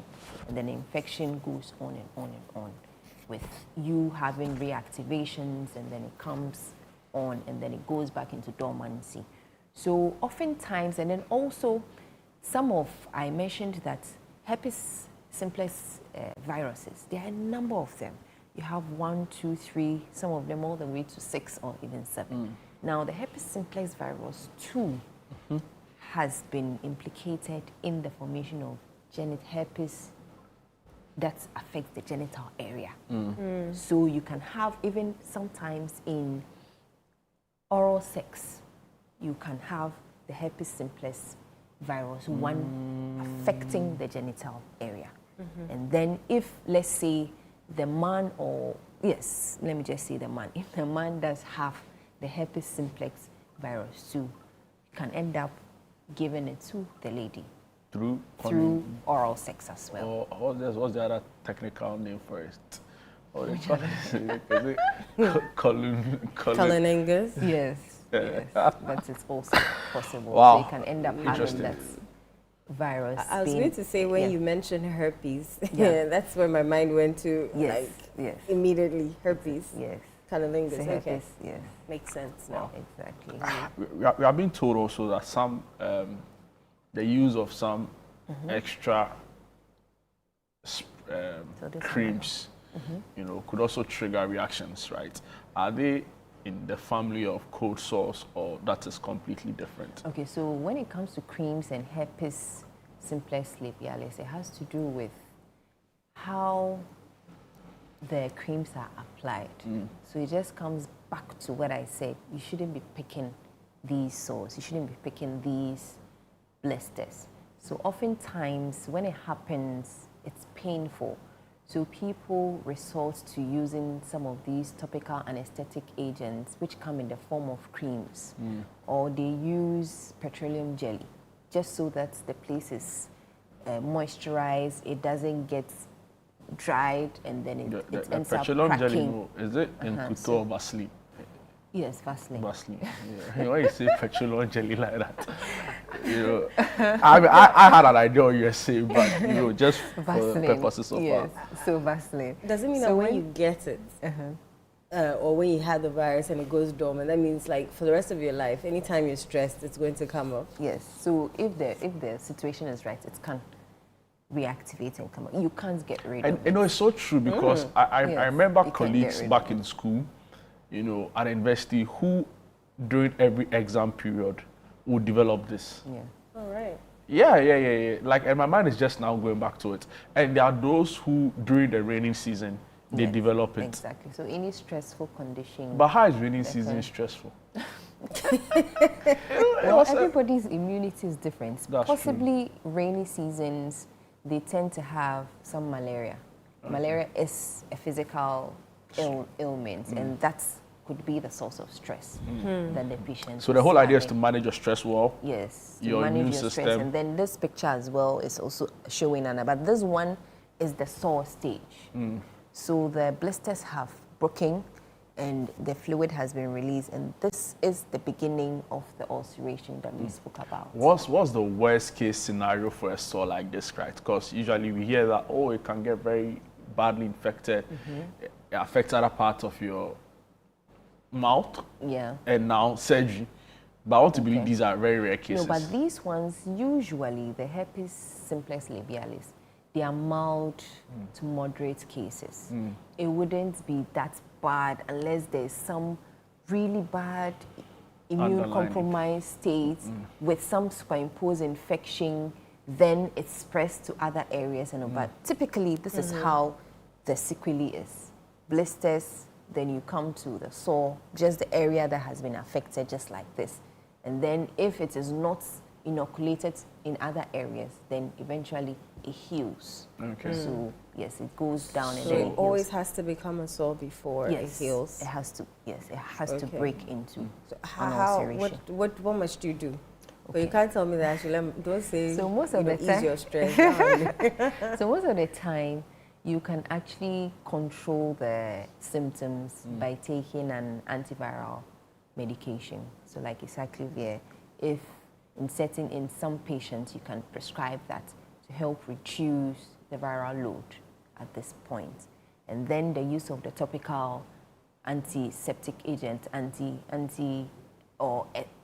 lidocaine, some certain times, some lubricants, all of them topical.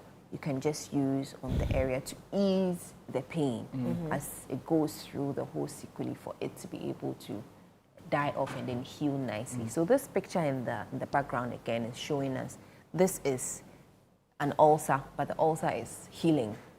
Okay, so this is the last stage. So an that I ulcer is was a talking- sore. An ulcer is a sore. So when you hear ulcer anywhere, it's a sore.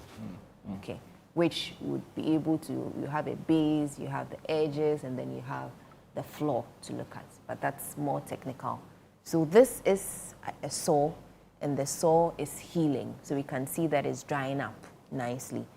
So in this stage, it's also affecting the lower lip, and then you can see that it has started, it's dried up Yeah. nicely. So eventually, in about 2 or 3 days, this should disappear completely. But is that advisable to even apply some of these cream Topical. analgesics Yes, it on is, your because on if your it is- lips, for example? If it's painful, you're unable to eat. Yeah, but know- are you not? Do you not risk, Mm-hmm. consuming it, which is then now very harmful? Oh no, Why are you not consuming not cream? necessarily. So it's just going to be like a right size or a pea size On your that you on put the and area. just on the area, so that the pain, the intense pain that you're in, reduces. People use. So you're just managing the There's a question symptoms. here Please for don't Doc. judge me, right? Okay. Don't judge me. I'll And judge you, I'm me, feeling you know I'll judge embarrassed you. about Oh, say it. the what is it?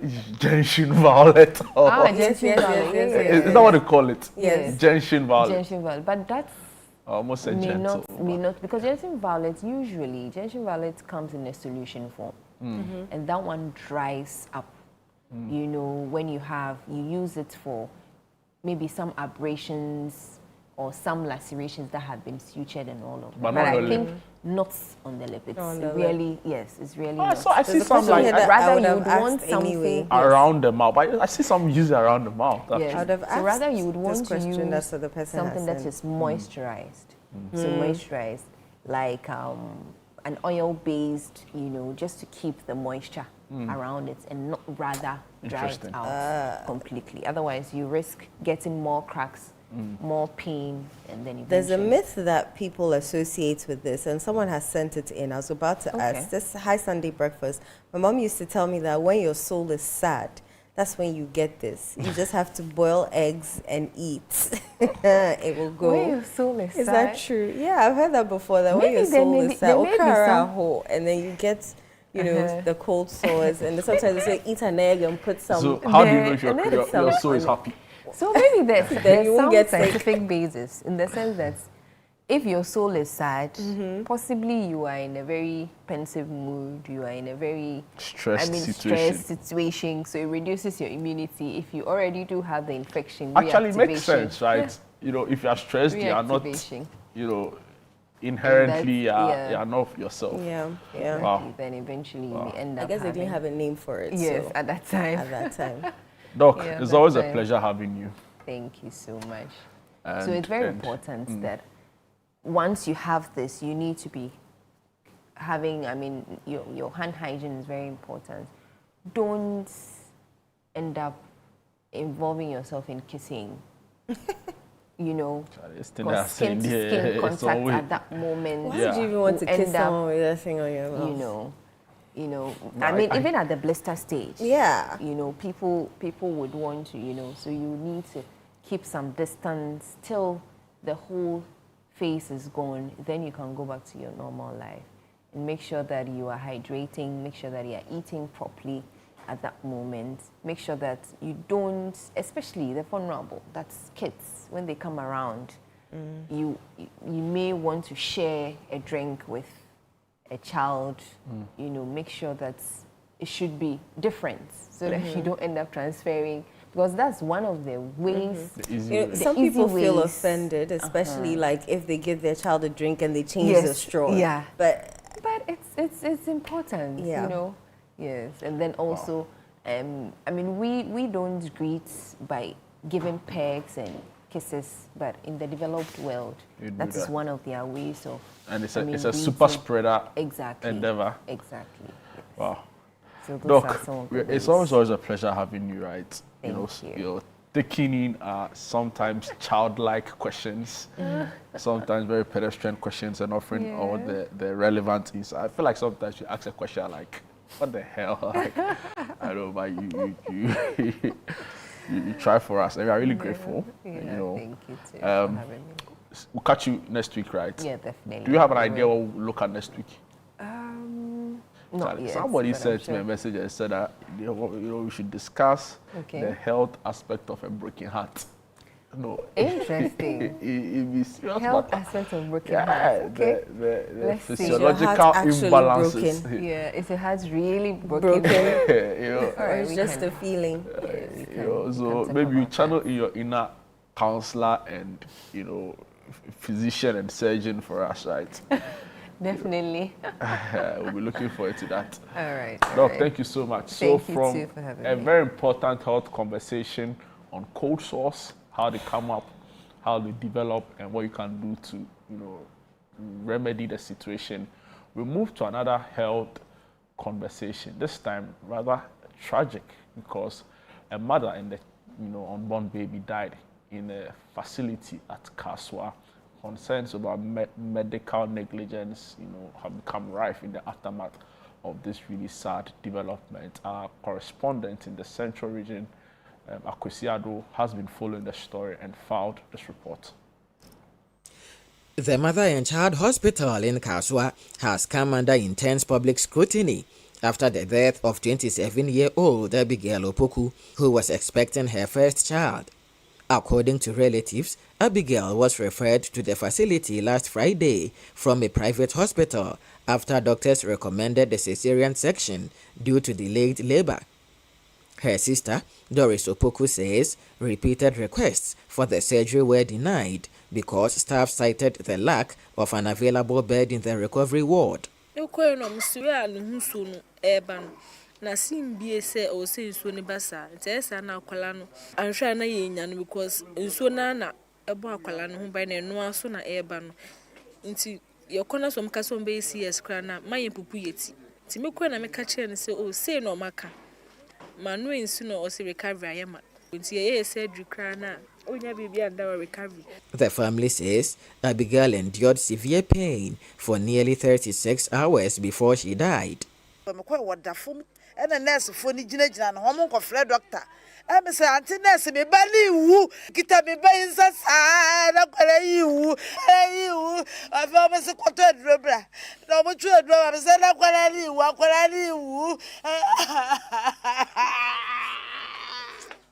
Relatives insist her death could have been prevented and are demanding a full-scale investigation into the circumstances. You call bed 2 before 3 a.m.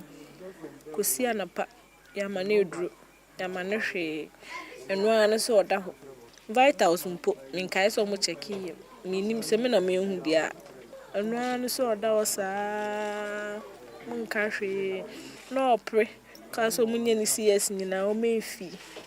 The incident has since sparked wider public concern, with calls for accountability from health professionals and a broader review of care standards in public hospitals within the Kaswa enclave.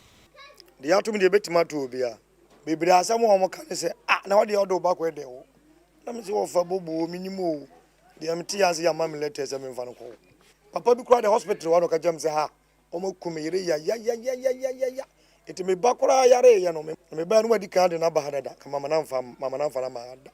Several other residents who claim to have had troubling experiences at the facility are also beginning to share their ordeals. It's ye da bed is your wood sakwa ne ba na ye tietie mu say owu ansana Omo baba behwe lady no kra wo to mpa ne so. And still now I was going through pace. Na me hu say akra na eba. But wo ka omo feel me it is a man take that decision no na me am sorry ya. And maybe I will lose my life in the bed. And I say metumi ayeden. Ahwe me ba no. Omo ka je so anakasa betumi awo. E na omo wo ni jo ho na ma me na hu. Ansa na omo we fast. Na mka so omo ye sorry. We the omo refer to we theater why. Timada de akos so ano. Victims and families are now urging health authorities to assess operational standards and address possible systemic failures to prevent a recurrence. My older sister also went there and she was treated in that same manner. And I am aware this is not the first time it's happening there. So I am seeking for investigations to be done or launched by the Ministry of Health, find out the cause of the death of Abigail Opoku. Management of the hospital are yet to make any official response to the issue. During a visit, the team from Channel One News was told that all top managers were not readily available and will only return to the facility next week. Several residents, particularly women, have begun speaking out about alleged poor treatment at maternal health facilities in the area following the death of Abigail Opoku, who was reportedly denied a cesarean section at the Mother and Child Hospital. One such individual, Martha, not her real name, recounted how she nearly lost her life after her baby died in her womb when she was allegedly turned away from the Kaswa Polyclinic. Instead, said midwife never share me, no catch me some milk. Let me say, me time my pan 2 weeks. And I shall say me coffee, I dare young to me, shall I the mutam and do so. And I'm young bora. Baby, I'm moja one word one. Let me catch a midwife back who say, Mama, last week we buy it. 2 weeks are pan one more same call. And as for my about 1 week, I get 3 weeks no. Midwife and this I sound for. It's a milk country to scan and run scan. No much of Sakana. You know, Miss Sam midwife for Benna last week in me buy or pan me. Was the said that day no. Now me buy na me make a midwife on this. I want shaman 1 pound me na go share me. Maybe I can mean ya. Authorities have expressed concern over the situation at the Mother and Child Hospital and other public health facilities within the municipality. These stories are becoming one too many with the mother and child. Something must change, and this is the time. The incident, along with a wave of public complaints, has prompted the Central Regional Health Directorate to set up an investigative committee to probe the circumstances surrounding the death. And so I have absolute confidence that the team that has been set up will definitely get to the bottom of this issue. Residents of the deceased have welcomed the decision, expressing hope that it will bring clarity and accountability. So mbeye de omakano nko ade a kayeni beje pa mo omakano omba mo meni ada ho so na next time obi so kwa ombetena mo ho ahwe na nipa kono so onko.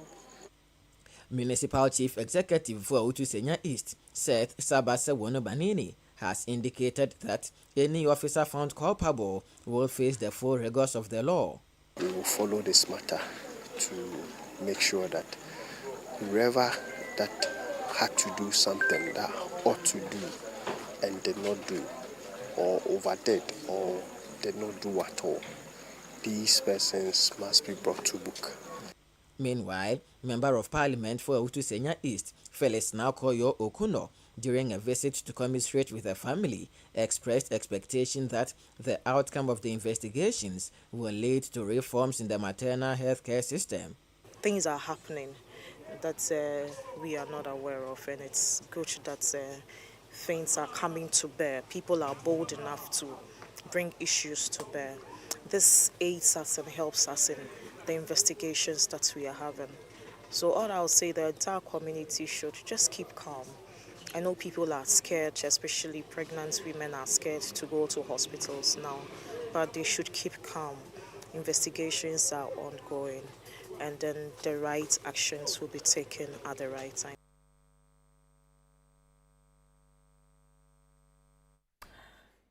Very unfortunate, very sad, and it brings us back to this issue of no bed syndrome. The update on that story is that the Ghana Health Service were there over the holiday. Akwesi Ado, our correspondent in the Central Region, joins us, and he'll bring us that update on this particular story. Akwesi, good morning and welcome to Sunday Breakfast.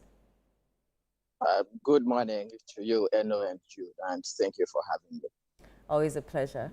Give us the update on this story. The Ghana Health Service were there. Was it Friday? Yeah, that was Friday. Tell us what happened. The Director General Ghana Health Service, Professor Samuel Kaba, visited the Mother and Child Hospital on Friday. We do know that the service has set up an investigative committee to probe this particular death. And so, according to him, his visit to the Mother and Child Hospital was to acquire first-hand information on how the hospital conducts its routine operations, and to also identify if there were any shortcomings to ensure that those shortcomings would be addressed, even when the committee continues to investigate into the matter.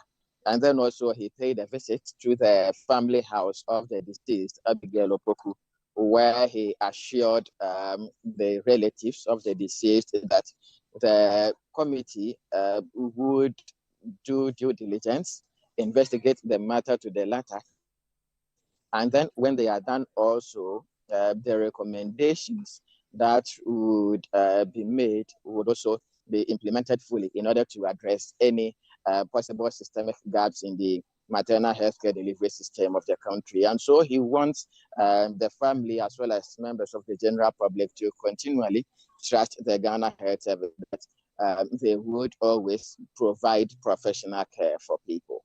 Akwesi, apparently this isn't the first time such an incident has happened. You spoke to a few mothers and one went on record.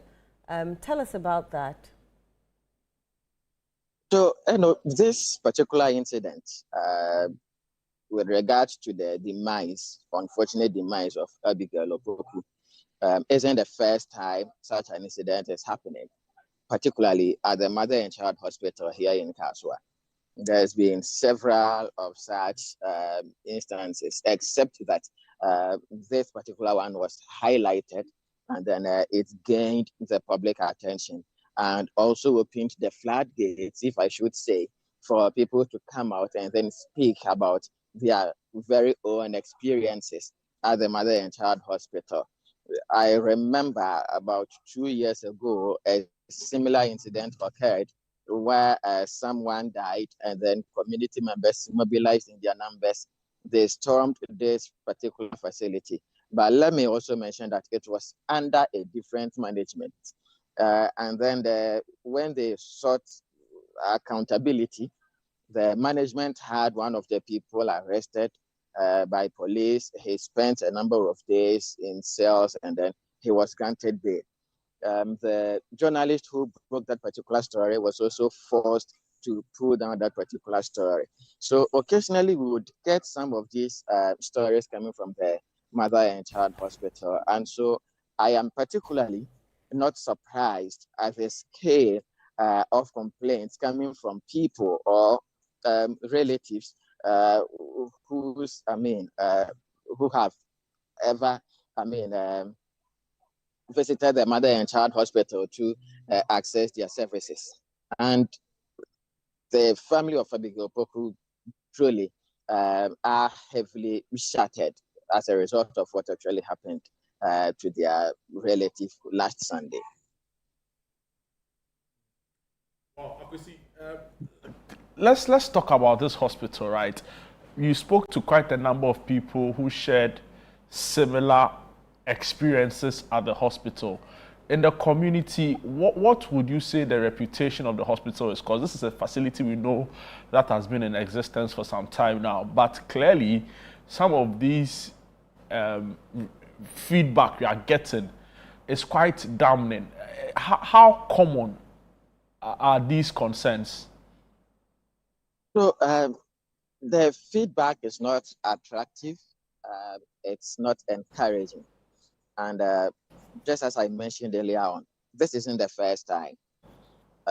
you saw me speak to another woman. I spoke to two women in this particular report that we played, and all of them shared experiences that are not quite nice. There are several other people who declined to speak because, according to them, whatever happened already happened to them. They didn't lose their lives. Some who lost relatives says if they speak, it's going to rekindle the kind of sadness they experienced at the time, and so they wouldn't want to go back speaking about it, except that they would want authorities to do something, and something really drastic about this particular situation, to ensure that we do not continue to lose lives at the Mother and Child Hospital, because this is the biggest health facility owned by the state within the Otusenya East municipality. There are quite a number of primary health facilities that refer patients to the Mother and Child Hospital. And so it is very likely that at any point in time, anybody, just any other person, can be referred to the Mother and Child Hospital. And let me mention that it doesn't serve just people within the Otusenya East or Kaswa per se.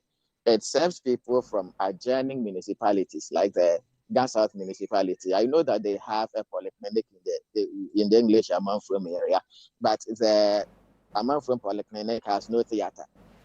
There are quite a number of patients that are referred from Amanfrom Polyclinic to the Mother and Child Hospital. Sometimes you get patients from Wager. Sometimes people from Gomua East District, Otusenya West, they all visit this facility. And so if proper checks are not put in place, it means that we would continually witness some of these situations, which is very unfortunate. You hold on for us, Akwesi, because we've also been joined by Mr. Seth Saba Sewanu Banini, who is the MC for Otusenya East, the municipal assembly that this particular incident occurred. Good morning, Seth, and welcome to Sunday Breakfast. Hello, good morning, and a warm regards to all your cherished viewers across board. What can you tell us about this rather unfortunate situation at the hospital, and what will be your preliminary comments on this? Thank you so much. I'd like to extend my regards to the President, His Excellency, and then the Honorable Member of Parliament, Na Koyo, and also want to use the opportunity to convey condolence to the affected family. The moment the news broke out, that same day, I led a delegation to the residence of our late sister. In company of my delegation was the Municipal Health Director and other administrative heads of the Municipal Assembly, where we shared in their pain and reassured them of due diligence to unravel the whole thing that happened. I also used the opportunity to call for calmness amongst the general public, especially residents of Otusenya East, and then also to reinstill the confidence and the trust within our healthcare system. Just so people would know, as we speak, there are people on admission. Yesterday, I spent over 5 hours at the facility to understand what is actually going on. While being there, there were people that were being delivered. There were people that were still coming for delivery. And so the healthcare system is running. It's very important we encourage the public to remain calm. Interesting. That being said, I have to say that we've had a lot of stories from all angles ever since this news broke out. We have had different accounts of the event, and so we first listened to what the family had to say. We proceeded to hear what the hospital administrators want to say, And I must say, because I wanted to, please, are you there? Can you hear me? Yes, I'm following you, sir. Very, very well, very well. Because I wanted to get the solution and understand what is happening, see how best we can resolve that. When I was going there, I didn't go with cameras. I went to meet the hospital administrators to get to understand. So we had a lengthy conversation. Then when we're done, we went into the wards to understand. And so my understanding from the hospital says that the patient or the client checked in around 3:30 a.m. on Saturday dawn. Checked in according to the CCTV footages. I must say that because a committee of inquiry has been commissioned to work, we will be circumspect with some of the details so we don't contradict the final report. Work of the committee. Exactly. So these are facts that were there. The lady checked in around 3 a.m. and was entered into the hospital records around 4. And she came in with a referral from one of the sub healthcare within our municipality, with the note that says that her liquor had broken, and so they came in. And listening to the hospital administrator and the people that received it, they says that people that come in must, first of all, especially when referrals are being made, there must be a form of communication, an initial communication with the institutions that they are referring to. Something like that did not take place. Mostly when these conversations come up, it puts the receiving institution into a state of expectancy, so they know what case they are going to deal with and necessarily prepare ahead of receiving the case. Although that did not happen, they took care in, and upon their initial examination, they realized that although the liquor or the water had broken, she had only dilated for about 1 centimeter. And I must say that they placed on record that she came in as when she was week 40 and 3 days, and she was within term. She wasn't preterm, she was within term. But because she had not dilated up to 10 centimeters, they kept monitoring. So I sought to understand, majority of the narrative out there says that she wasn't given a bed, there wasn't any bed. So all of that is not true based on your initial inquiry into the circumstances that led to her tragic death. Is that what you're saying to us, sir? Based on my interaction with the management and the time that I have spent there to understand, get first-hand information on what is happening, that cannot be established as true. I was even taken to where she was on the bed and all that. They have different wards that lead to childbirth and all that. And we also said, just permit me, because of the point you just made there, right? Because we also had her family member, speak to our correspondent, and she was quite clear that even her vitals were not taken, right? So are you saying to us that all of these can be disproved because you've engaged with some officials from the hospital and they've shown otherwise? Okay, so that cannot be fully established now until we get the report of the committee. But I must say that I'm giving you account based on my interactions with the family and with the hospital administrators. Reason why I started my conversation where there are conflicting pockets of information around this, and only an independent, what do you call it, that can. But from what I understand, based on the information I had before going in, I was pre-informed by the questions and some of the things that I sought to understand.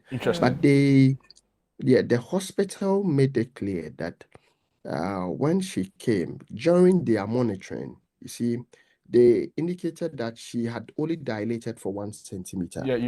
Anyone that is conversant with childbirth, up to 10 centimeters is when the child is expected to come out from the natural canal by itself. Yeah. If that fails, then other forms of medical procedure can be initiated to get the child safe and the mother safe. And so if they tell me she had only been dilated 1 centimeter, that should give us an indication that some form of health attention was advanced to her. That will still be established after the committee comes in place. And so without prejudice, right, to the final report you make mention of in this interview, there are also concerns that the hospital has over the years built a certain kind of reputation, right? So if you follow the story, our correspondent file, for example, some persons, shared similar experiences with the hospital. So as MC, right, are you worried that the hospital of this stature really in a municipality as huge as Owutu Senya, are you concerned, and what are some of the steps you've taken to go deeper into these concerns being raised? Thank you so much, my brother. We like the way the reporter Akwesi Ado has indicated. We've had stories of mother and child in the past on different accounts, on different level of professional conduct and all that. And so when I resumed work just about a year ago, I have paid official visits to the facility to engage with them. I've been there for about 5 times.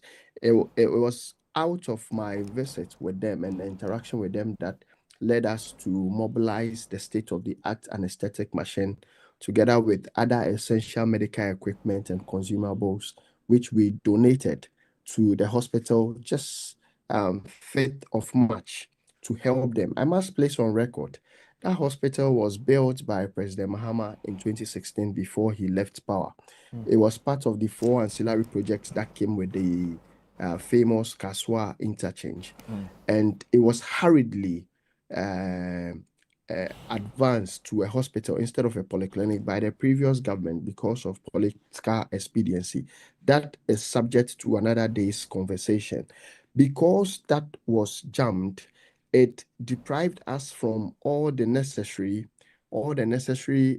arrangement that we could have done in the space of a polyclinic. And so we had to now deal with the status of a hospital.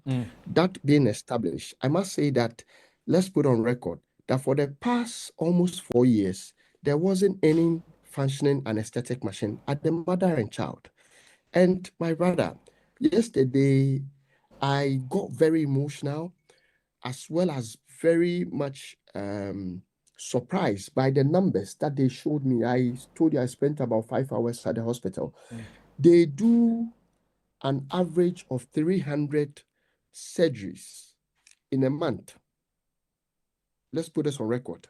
Mother and child does an average of 300 surgeries in a month for childbirth, maternal surgeries. Yesterday, as at when I was leaving, I checked the records for April, the month of April. They had done 336 successful surgeries with no complications of death, apart from that of our sister, late sister. So they generally have a good record. That's what you're saying. Generally, they have a good record. There are underlying structural issues that we are working towards. But do you believe that this incident could have been prevented? Of course, every health-related mortality could have been prevented. That is why the professionals are there. But you also understand that there are issues that overwhelm the staff, overwhelm them, and there are issues that naturally, because they are in the hands of the Divine One,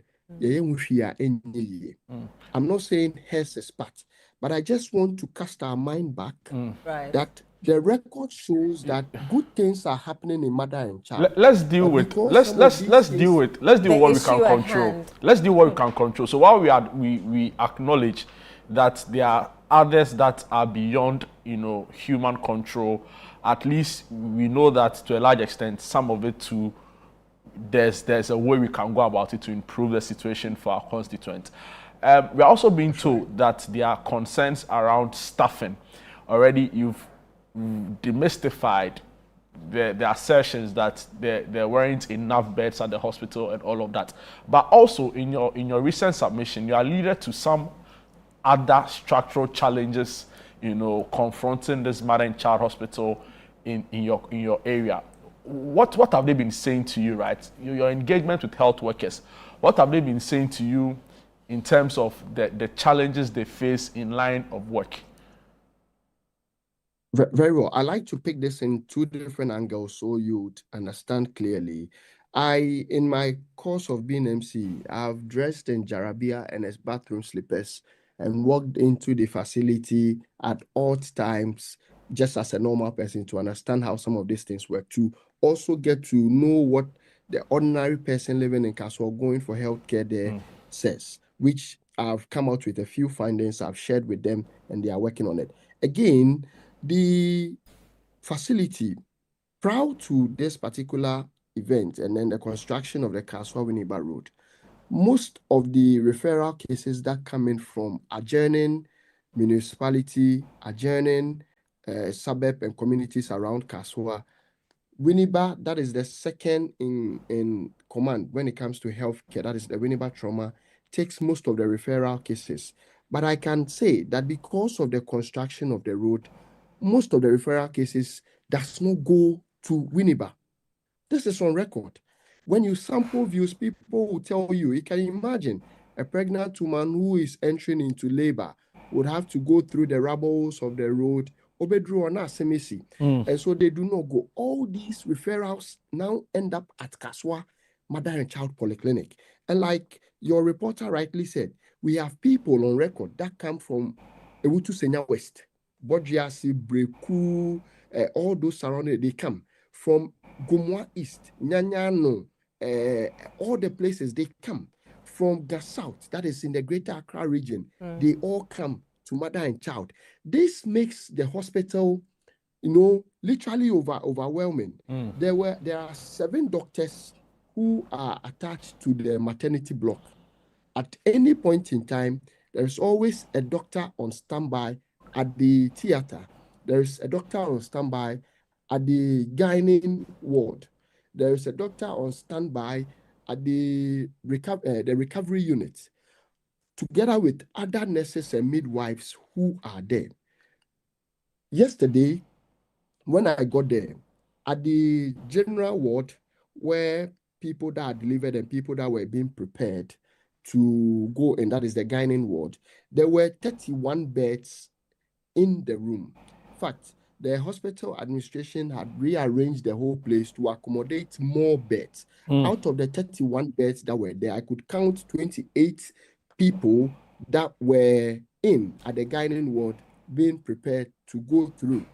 And I also entered the ward that they said they are people, the elective patients, that is people that had been prepared ahead of time for surgery.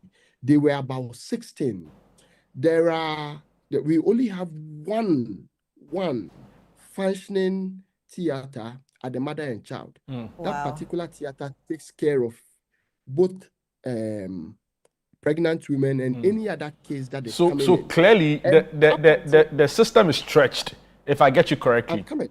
I'm coming. I want to build this point extensively so that you get it. Mr. Banini, unfortunately, we don't have enough time. So if you could, summarize for us, we'd really appreciate it. Yes. Are they understaffed or they have enough staff for at the hospital? They are understaffed, right? And they are understaffed, and then the facility itself needs some level of rapid attention, which we have been doing. You asked an earlier question, what have we done so far to mitigate the situation? Within these few months that I've started work, we have finished and completed the construction of a maternity block at Opekuma.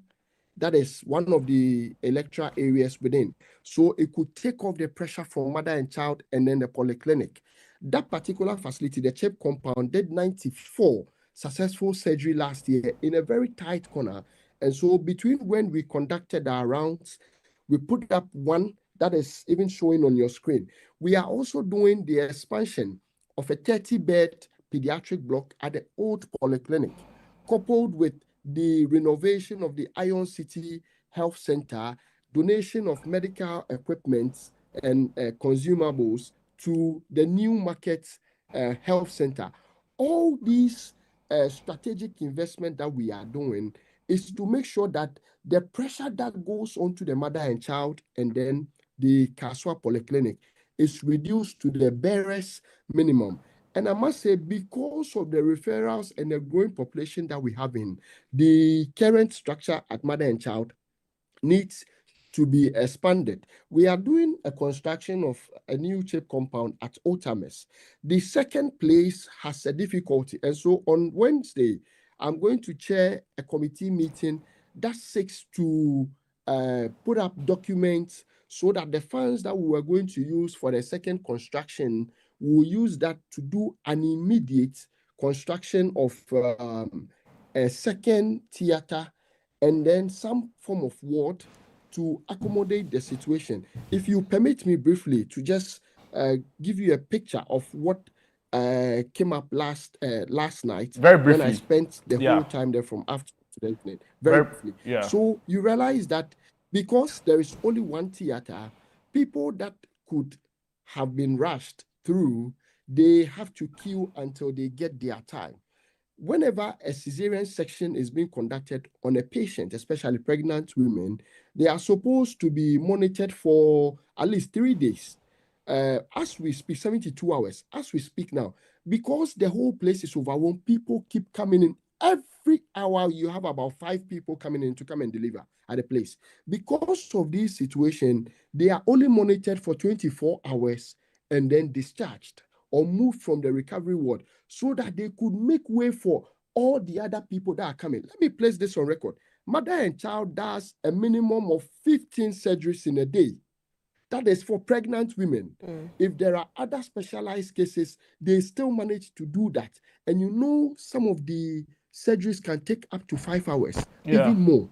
And we use the same place. Let me put this on record too, that until we donated the anesthetic machine, the state-of-the-art one in March, and then the other essential medical equipment, the facility in itself did not have a functional anesthetic machine to support surgery. And that is because previous government did not do the necessary investment there. Yeah, Mr. Banini, I mean, again, and that is why, people felt the need to possibly bring, this administration into office. So we will not want to dwell a lot on what the previous administration failed to do. Now, going forward, right, you talk about some of the interventions you've made.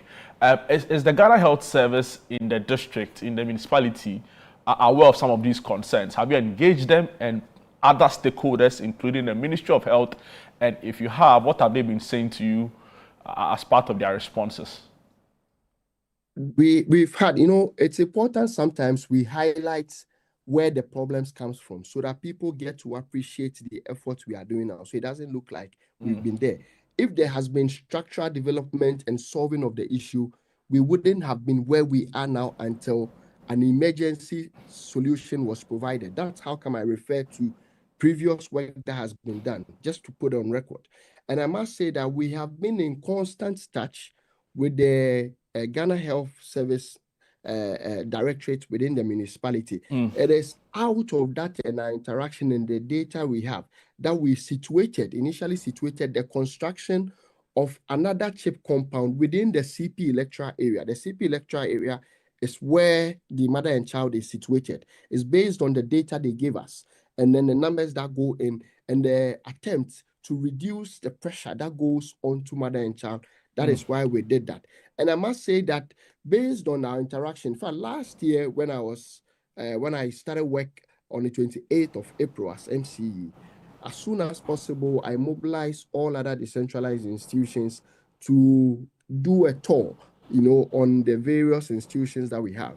And I must say that it was with the Ghana Health Service within Ewutu Senya, is headed by Dr. Stanley Yedu, that we got to realize some of these things, and we worked hard to make sure we provide the luck that they want to work effectively. Interesting.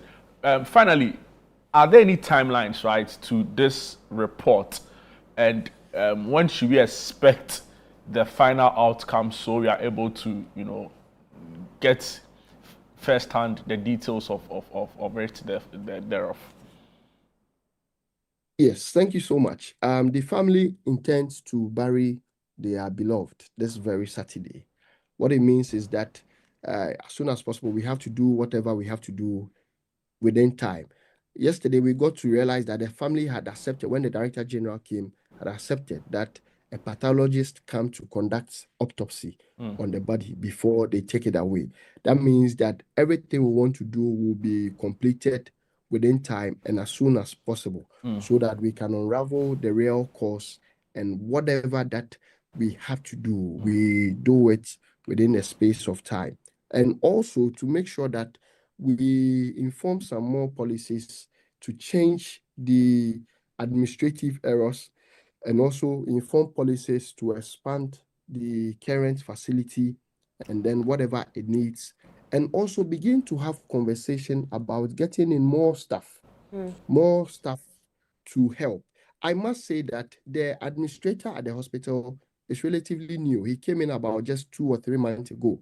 And we have to put up the argument on administrative structure there, especially with the long-term concerns that we have had.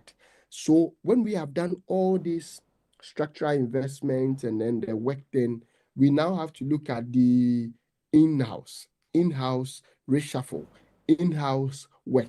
Some of them have kept too long. We have to have holistic discussions about this so that we change the setup, bring in new faces to help. But I must say, if you look at the numbers, mother and child is doing well. Right. We are currently the highest within the municipality that does that number of surgeries, just surgeries, within a month. Right. Mr. Benini, we're very grateful for your time. Thank you so much. Akwasi, you're still on the line with us.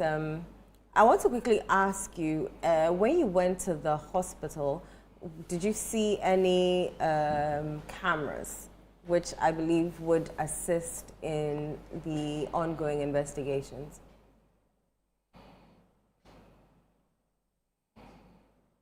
Akwasi Ado is our Central Regional correspondent. Yes, go ahead. I did not check to see whether they have cameras, but I would want to make this correction. Okay. So, the family of Abigail Opoku at no point has ever said that the patient was denied a bed. The Mother and Child Hospital has a maternal ward, which is separate from the recovery ward. The excuse for which the requested cesarean section was denied, according to the family, is that the medical staff said the recovery ward was already overwhelmed. And so even if they proceeded to conduct the surgery, she didn't have a place to be kept for recovery. And so which is why it is not as if they were denied access or they were denied a bed. She was offered a bed in the maternal ward. That being said, let me also mention that in February or early March, if my memory would serve me right, I did a story from this same facility. And then the medical superintendent mentioned that they would need about 2 additional theaters to be able to function more efficiently. And so it is incumbent on authorities to ensure that they provide this needed infrastructure and also expand the ward, just so it may be able to contain additional numbers. Interesting. Very interesting. Akwasi, thank you so much for shedding light on this really, tragic story. So before I leave, you have time. Permit me. Let me utilize just a minute to highlight this issue. Yes, go ahead. Do you know that while we speak about the fact that the Mother and Child Hospital is overwhelmed, there is a state-of-the-art hospital that has been built, fully equipped with a CT scan, and the air conditioning in that CT scan room has been running since last year, 2025, in Wager. Wow. The hospital has not been commissioned. And I'm talking about the Children's Specialist Hospital in Wager. Oh, so it hasn't been commissioned, so that it cannot be used. Is that what they're saying? It's so overwhelmed. So why do we put up a facility? We have furniture in it. We have all medical equipment. I'm even reliably informed that there's quite a number of doctors that have been posted to work in that facility. But because government has not commissioned it, the doctors are idle. They have nothing doing. So before we come back to speak about any unfortunate demise of a child or a pregnant woman or somebody, let us call on government to, as a matter of urgency, come and have the Children's Specialist Hospital in Weija commissioned. There's even an ambulance that is there. It is covered. It is sitting in front of the facility. Everything is set. All that is required is for the health minister or president to just cut the ribbon and then officially declare the facility open. 100-bed facility. It even has accommodation for parents whose children would be admitted in that particular facility. The beds are ready. Everything is ready. They are just gathering dust for over a year now. Kwesi, is it private or is it a public hospital? No, it's not private. It's a public facility. Okay. It's just behind the municipal hospital in Weija, Akawe. Yeah. And knowing you, I know you bring us that story to play on CNR, and we'll be grateful for it. Thank you so much for shedding light on this very all-important situation that happened at Kasoa. We really appreciate you and your reportage. And there's some messages here saying that the MC is trying to be diplomatic. I mean, it's tragic, right? And yeah, it's a very tragic situation. When Charles this is Fafa. She's also in Kasoa. And from her submission, she's saying that the lady needed CS urgently because she was in critical condition. So why wait for her to dilate fully if that's what they were waiting for? What is also important is that, usually when some of these things happen, and truly and deeply we commiserate with the family, but when some of these things happen, we need to face the facts fully. Yeah. Sometimes what comes to press first may not necessarily be the reality on the ground. Right, and emotions run high, and people say lots of things. What we want to urge is a lot of restraint. It's a very, very difficult place to be in, and I know this because, like when the Charles Emisa story broke out, we covered it very extensively. And the truth is that we need serious investments in our healthcare sector. I've heard people also question sometimes the professionalism of healthcare workers. So it's a much broader subject than would usually want to do. When these stories come, sometimes we scratch the surface, somebody raises it on the floor of parliament, there are debates, then there's a committee formed, and it ends there. Yeah. Even in the case of Charles Emisa, who was hit by a vehicle, up until now, we've not even heard from the police as to investigations on who. Meanwhile, now there are cameras everywhere. That is the point. There are cameras everywhere. And of course, the minister was on radio the last time with Bernard. He said that a committee had been formed. We all know that, and that they were about disclosing their report, the final report. He said it will be made public on camera. We'll be looking forward to that as well, right? So we want to see some serious reforms in healthcare delivery in the country. That being said, the urban, rural, and even sometimes municipal district divide in terms of healthcare resources, right, it's problematic. And that's why I saw a lot of people celebrating the free primary healthcare policy, for example.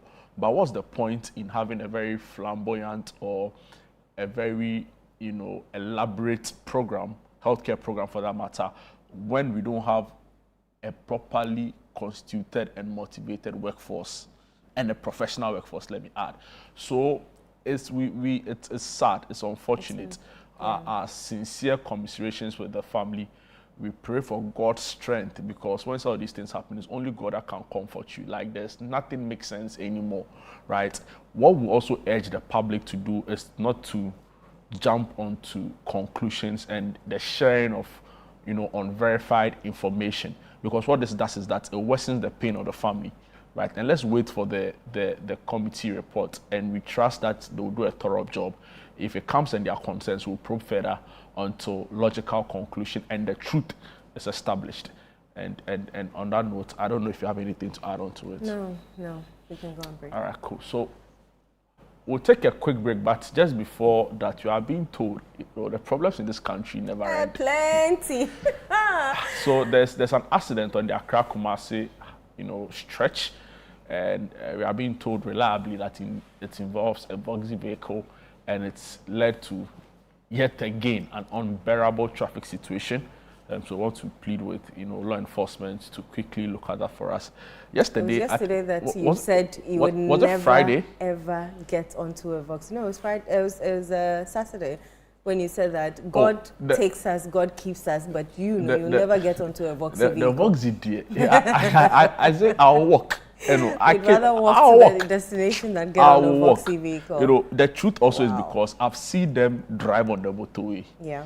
So if it's like, oh, hearsay, I'm like, the motorway in Pony, now Accra Cape Square. No, I'll walk. 10 days cram drew. People went to the moon. I'll walk.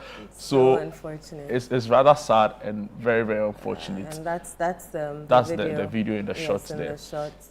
But there's also another big problem, right? On Friday, videos were arrived on social media about how it's taking commuters. So someone left Accra at 11 a.m. Some 4 a.m. And they got to Accra or got to Kumasi at 2 a.m. At 2 a.m. And I'm like, imagine. That's like, I think the whole stretch is like 200 and something kilometers or less. See, I think it's a national security concern. If there is serious mobility concerns on the stretch that links the capital or two of some of the biggest region in the country, such that there isn't free-flowing movement, in a serious crisis mode, right? And by now, I would have expected the transport minister to have come out to tell us something, right? Possibly even multi-sectoral, right? And I want to believe sincerely that there's some level of engagement between the road minister, the transport minister, who else? It's national security, the police, DVLA. There should be some extensive collaboration on, assessing the situation and what is being done to fix it. I don't think that it should be business as usual, right? And for me, it is very worrying. Already we've heard from some analysts and experts, right? So they say that, the road is deteriorating by the day, right? There's so many heavy moving equipment using the stretch, some of which are believed to be excavators, huge ones. You know what for, right? Daily going on the stretch, further worsening the already poor nature of the road, and of course the accidents, right? So a huge truck is broken down somewhere. It takes days to fix it. Nobody's able to tow the vehicle, and just like that, the gridlock is there. And for hours, people have to sit. And some years ago, our colleague in the newsroom, Neil Atelate, he filed a report, David, on the health effects of traffic situations, right? Traffic jams. Imagine you're going for a funeral. The funeral put there, by the time you go to close, no problem. But mentally, you'll be drained, right? So I think that we are, in fact, I should add the health minister. In, government out have failed us on this specific road. So this but that's why they said they're going to build expressway all the way to Burkina Faso. And see, my point is that how are you building that? Numerous trucks ply that route every single day. Government in, government, I'm not going to mention any government, all the governments before us have failed to construct that route. Someone will come and do 2 kilometers and stop. Another person will come and do 3 kilometers and stop. And I don't know who they were waiting for to fix that stretch when we know that it is one of the major roads that connects our regions to even other parts of Africa. So yeah, we have failed as a country. And I remember that report that you mentioned and the toll that it creates mentally, physically, health-wise, every part of the body. Even physically are draining because... told me that they went to Kumasi, was it last 2 weeks? They left at 4 a.m. They got to Kumasi around 3. They were going for a funeral. Adding. And even financially, and you see, sometimes we accuse the operators of some of these transport services to say that, they are being insincere and they are being disingenuous with the price of. But if you are sitting in traffic for 11 hours, can you imagine? It means that your fuel has tripled, if not quadruple. I mean, they've even done well because, to be frank, they haven't After increased quadruple, prices. what is there? 5 minutes, what? Quintuple.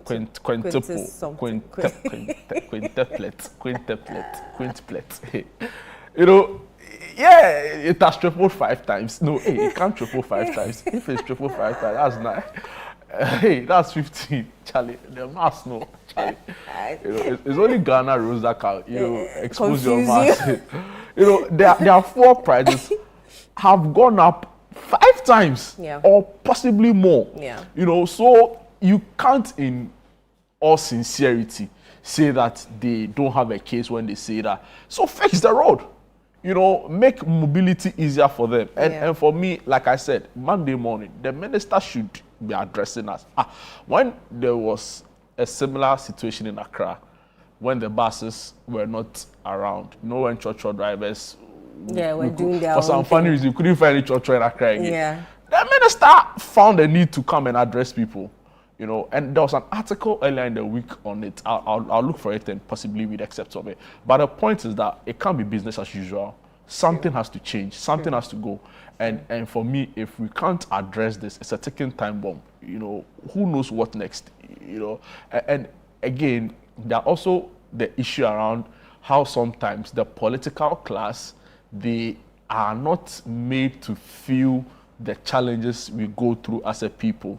So it makes them, to an extent, indifferent. It makes them sometimes numb to the real issues we face. I'll give you an example. So Dumso, the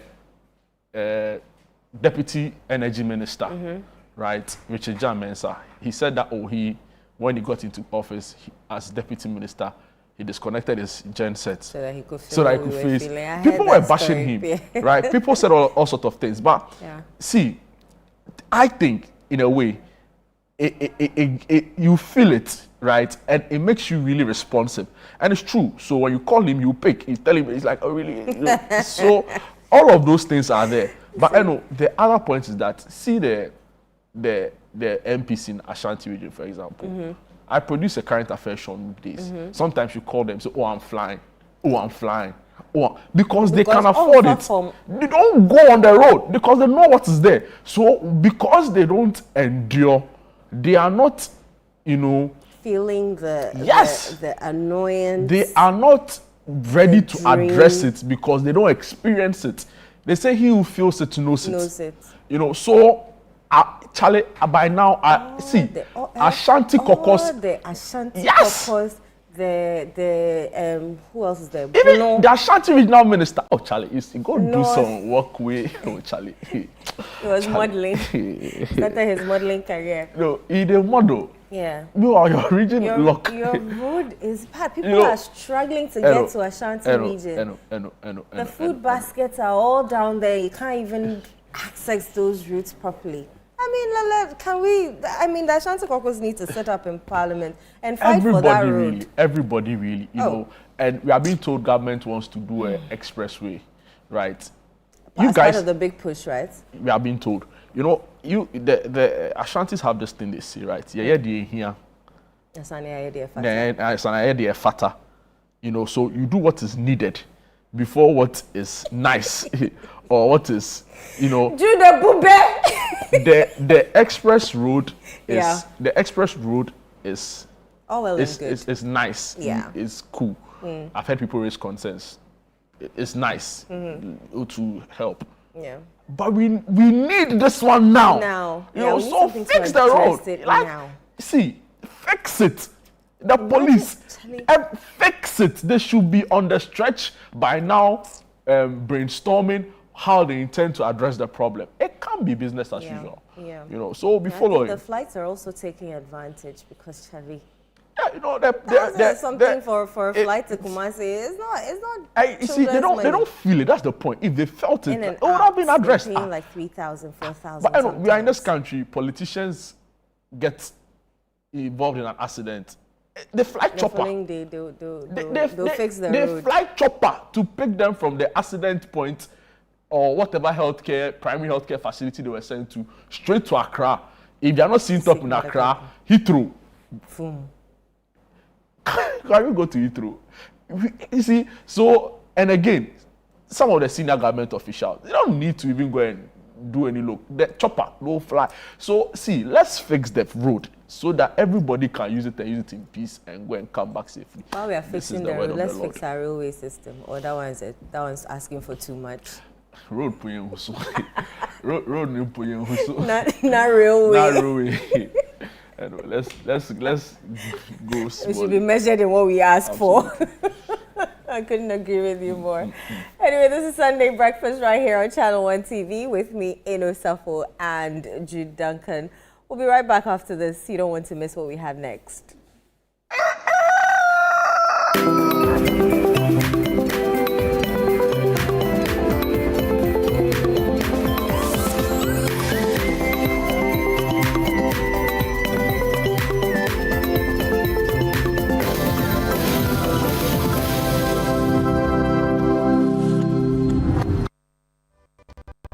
In my line of work, a confident smile is everything. Kel Charcoal Toothpaste keeps me on top of my game and ensures my smile is always radiant and bright. With the tiring nature of my job, we spend several hours under the scorching sun. To keep our teeth white and our breath fresh all the time, we use none other than Kel Charcoal Toothpaste. Kel Charcoal Toothpaste. You're on a Kessie and in a kit one. Samayo Kendini, a who be here, Semetra Sapapadia to a mammy manful. Kel Charcoal's natural ingredients, and a bomb is a buying, a man is swing, Nesansu Mama Hoto so a will bedroom. Kel Charcoal Toothpaste. Choose Kel Charcoal Toothpaste for anti-cavity, whiter teeth, and fresher breath all day. Available in 80 gram and 150 gram. Grab yours today. Kel, happy smile. This advert is FDA approved. Watching DSTV means getting the TV you love, but staying connected means getting something extra. Stunning. Extra matches, extra dramas, the best local and the world's biggest. Extra laughter, music, movies, and extra vim. I love it. Just stay connected or reconnect and get upgraded to the next higher package at no extra cost. Charlie, we got you. Keep watching. Get more with DSTV. Turn up your sound experience with the We Hear speakers by Lovi. From the sleek We Hear 1 to the powerful We Hear 2. And now the premium We Hear Pro. Fully endorsed by Kylian Mbappe. This is not just a speaker, it's a flexible, high-performance outdoor Bluetooth speaker built to bring your music to life anywhere. With up to 100 watts of music power, you get bold, immersive sound wherever you go. All available in stylish standout colors. Now the good news. From April 20th to May 20th, grab yours at a special discounted price. The We Hear 1 now at 400 Ghana cedis. The We Hear 2 at 900 Ghana cedis. And the premium We Hear Pro now at 3,800 Ghana cedis. Don't miss out. Call 020-195-7739 or pick up at the Atlantic Towers. You can also grab yours at Orange FM Kumasi, Plus FM, or 3 Music TV in Accra. Number 12 Afunya Street at Belengpe. Don't miss out on this special discounted offer. It's the We Hear promo powered by Lovi. We Hear, feel the power, hear the difference.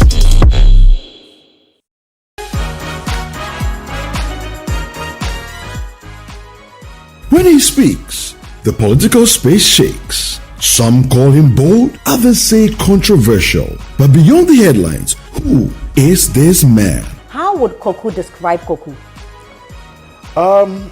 Forthright, upbeat, and calculated risk taker.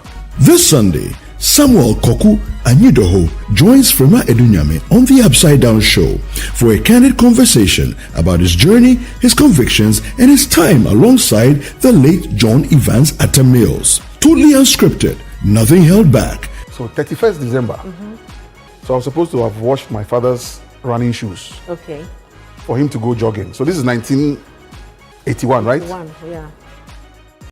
And I didn't. So he came back home and he wanted to know whether his running shoes were ready. Not ready. In my small boy brain, I went and now dipped the whole Oh, in water. in water. In fact, one of the things I used to tell President Mills, Freeman, was that, say, after your 8 years, okay, I thought he would do 8 years. So after your 8 years, when you are going, I'll go with you. Oh, okay.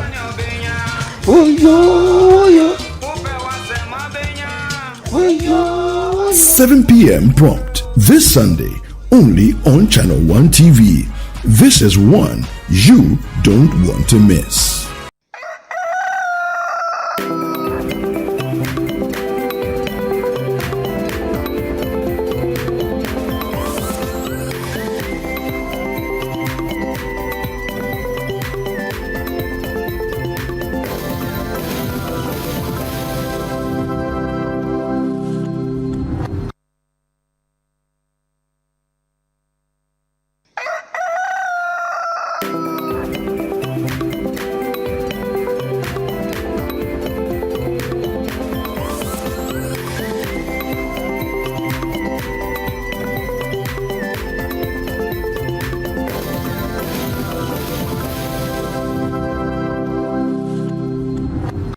Welcome back. This is Sports. You're on the final lap of what's been an exciting and a very, very educative and insightful show, Sunday Breakfast. That's what we do every Sunday morning right here on Channel One TV with myself and Eno Safo. It's now time for sports where a big quarter, Bernard. Mention the name properly. You know, he's the only one I know called Bernard. I said, Judy, it's good. Bernard. A big country. Anyway, how are you doing? How are you doing? I'm fantastic. Yeah. You guys great too. Yeah, we're amazing. We're doing great. In a solid mood. You know me, I love an energy. It's always fun to have Eno around. You know, Eno is like, she spikes my energy level. Quickens your motor body sort of. You know, so today, for example, when I came, I was like, I was like, I see Eno. I see him now. Yeah, Charlie, you charge up. Anyway, Charlie, sports. There's a lot happening, right? Mr. Kero's contract now, what's wrong with his contract? Do we know the details now? The minister, we've known this from the beginning, isn't it? We knew that we had a 3-man shortlist, and the reasons why we were going for Fernando Santos was because of salary. We know the reasons why Paulo Bento was salary. The reason for we having Keres now is because of the salary structure he agreed to. We know these are big coaches, first of all. And again, we know that there was that figure that was played, that we're playing around, $200,000. And then actually the minister just didn't want to say because he knows it. He knows how much this coach is taking. But in that interview with Obi, he decided to say he needs to check. He needs to go back and check. But I think this is not the time we need to be talking about checking. When you come to meet the people who got you into the role, the people who are supporting you to succeed as a sports minister, the first point is getting as fact. When it comes to the Black Stars, people are sensitive all the time.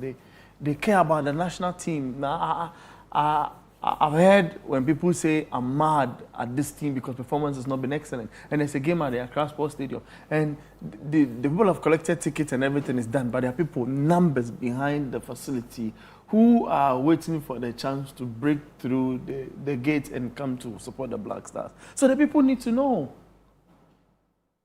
Keres is taking less than $100,000. It's not true. But do you have evidence on the contrary? Oh, but we have calls. As journalists, we don't just come out and say what we say. So are you saying the minister, as journalists, we talk has engaged? We talk behind scenes. So the minister, is it that he didn't know? He says he needs to go and check. And I felt that space was a political talk, sort of. But how can a minister not know? He knows. There's nothing this minister don't know. Yeah, so the point is that who pays the salary of the coach The ministry. So how can you tell me Ministry that of you Sports don't and know how Recreation. much? That's it. That's the big card. That's the question in there. You Wow. can't say you go and check at this point. 39 days, no, less than 40 days because of when you said it. Less than 40 days to the World Cup. You cannot be telling us this. No, because when they came and they were, their CVs was looked through and they were trying to settle on one person. No, we had info, okay, by people who also respect us as the media and respect that when they leave certain information, information with us, we're going to sieve it and tell what the truth is in that info they've given us. Okay?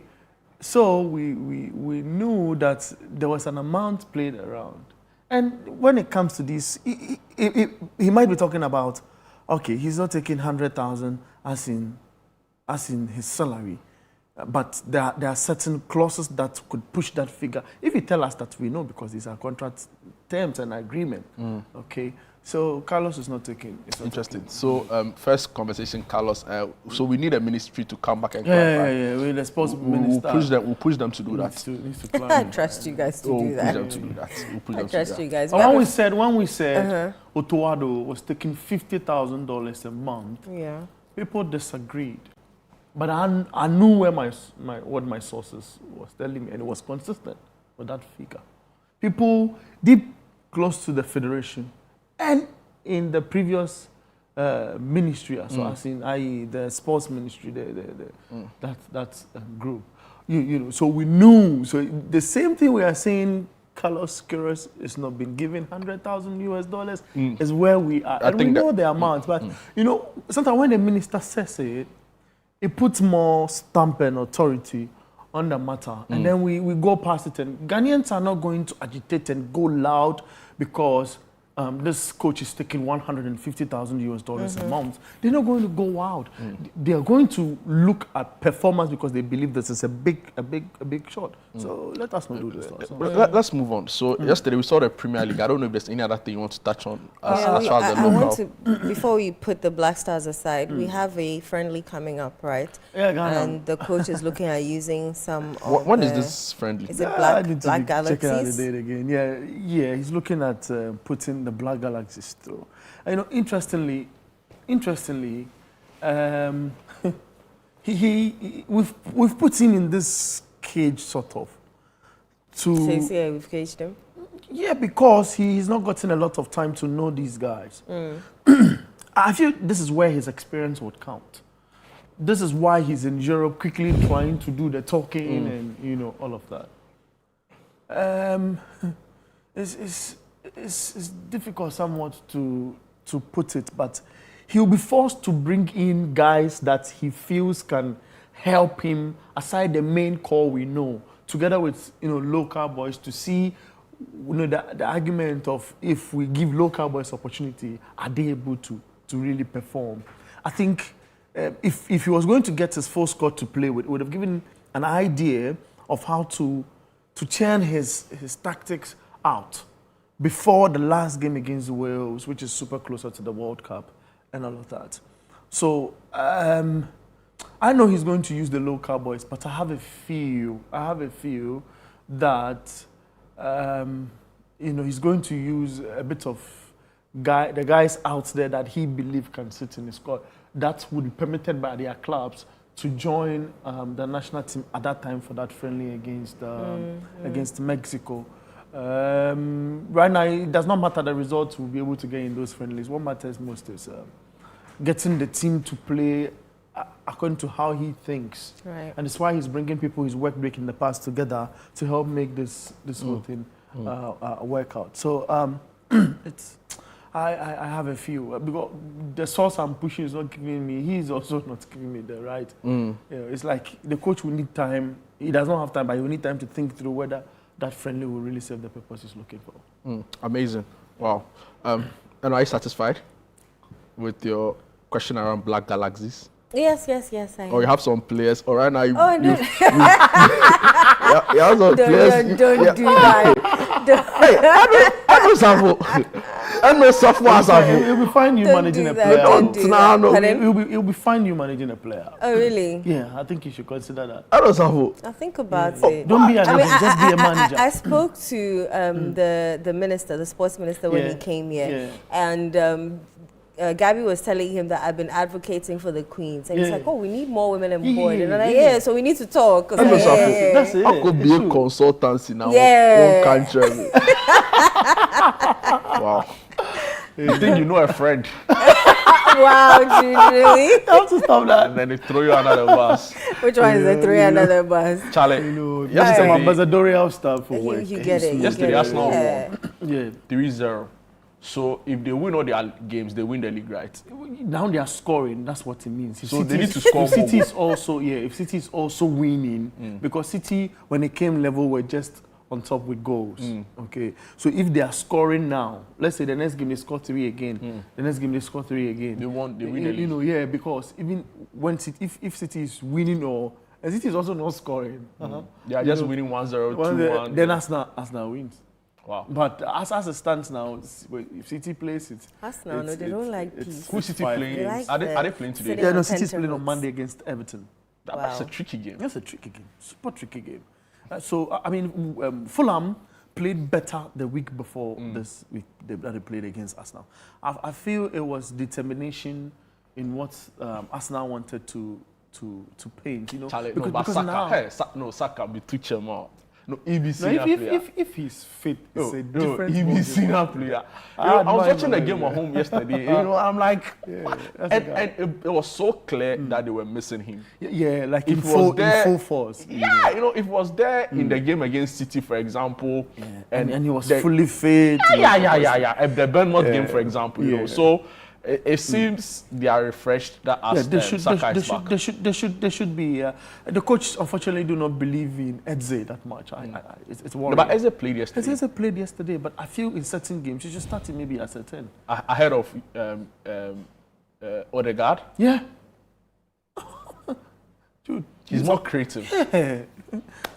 I don't get what's happening in his mind, but he's an overthinker. He's one that wants to still try and see what if, because the guy has been in the team for some time. He needs to be managing egos at the same time and all of that. So, he needs to give him that opportunity. But when Eze is in the game, you can see the direct influence on the team. On the team. So wow. I feel, it's a good result. Let's stay with the result. It's a good result yesterday. I really admire. It should have been more, because if you score 3 in the first half, knowing that the league could come down to goals, then you urge your team to go out more. Yeah, but then again, they are also coming from the backdrop of not scoring in recent games. So this just like I said, we should stay on the positives. Maybe a good relief of what they've been going through, because they played 1-1 in midweek in Europe against Atletico Madrid, and So you feel like you wanted to rest players for the UCL game? No. I feel like they are thinking in tools, and they need to stay focused there and stay focused there, because the league has been over 20 years and running. The Champions League, never. Do you think Arsenal can win the double? For what they've showed in the past, I'm forced to say no, but I've still got belief in this squad. That they will win at least one? Because of Bayern. There's Bayern in the picture, isn't it? But Bayern lost their first leg. There's no guarantee Bayern will be in the final. There's a guarantee. At the Allianz Arena, they've got over 70,000 plus fans to be chanting and supporting them to win against PSG. PSG have gotten a good coach. But that game is, but on the basis of the first leg, you can't really predict what will happen in the second leg. And it's possible PSG could, play out a draw. Possibilities now here we talk about. So that's how I feel. Look, if PSG scores 2 in the Allianz Arena, Bayern are going to score 3. So you think Bayern will win? They've got this. Is those 4 guys? So who've had Harry Kane, Premier League experience, Musiala, of course, and Gnabry, Luis Diaz. Oh, Charlie, Lucho. Oh, I'm excited to say so that's it. Okay, they're arrogant. So, what's your prediction for the Champions League final? What's it called? Bayern, Arsenal, Bayern win. I'm sorry. I wish Arsenal. Really? Yeah. You like your job? I think it will be an Arsenal like PSG final. I like my job as sometimes You have to say the face on the fact. Wow. So that would be respectable. Then they win the league. No problem. It gives them a bit of excitement. Your team is facing my team, right? Yes, please. Liverpool. But it's a dead rubber game. No excitement. No. Why, please, let's talk to me. This guy is not playing Champions Talk League. to me direct. There's no excitement. I am excited that Liverpool have gotten that strength back and they're on top of Chelsea. No, my check. Because we all sat here and spoke about the Liverpool situation after spending close to £500 million. Yeah. We were worried. Yeah. And none of these guys were clicking. Kekes, Flonvert, Alexander Isak got injured. and all of that in the mix. Then Mo Salah was criticized that he was not the guy. So for example, over this weekend, when I saw David Beckham talking to him, and he says he feels they should give Jordan Henderson, he didn't really properly, sort of give him his flowers. And he feels they should do that. I think he was just saying something for himself. So my point is, kudos to Liverpool for the job they've done. They are getting into Champions League spaces, and they get into Champions League spaces, and you can't say they should take Arne Slot out because the Premier League is a difficult league, isn't it? They've not fared well, but to get them back into Champions League football brings you a bit of money, and then you don't sort of lose from the kind of recruitment that you've done. For Manchester United, a win in this game cements the third slot, and that's Champions League football. And then the discussion will be whether to keep Carrick or not to keep him. Look, I've spoken to United faithfuls who think Carrick should stay. Is a bit cagey because we've seen the Ole Gunnar social script before. And he was brought in for the interim. He took over, he performed, and then they gave the job to him. Now it's Carrick taking over interim, gets United into third slot. The last time Ole got United second, and United would have to keep him.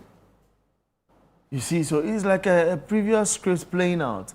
The thing is that United are not playing well, for example. But are the owners going to back him, get the players that he would want to perform? And again, the kind of competition, the coaches left out there to plug one in.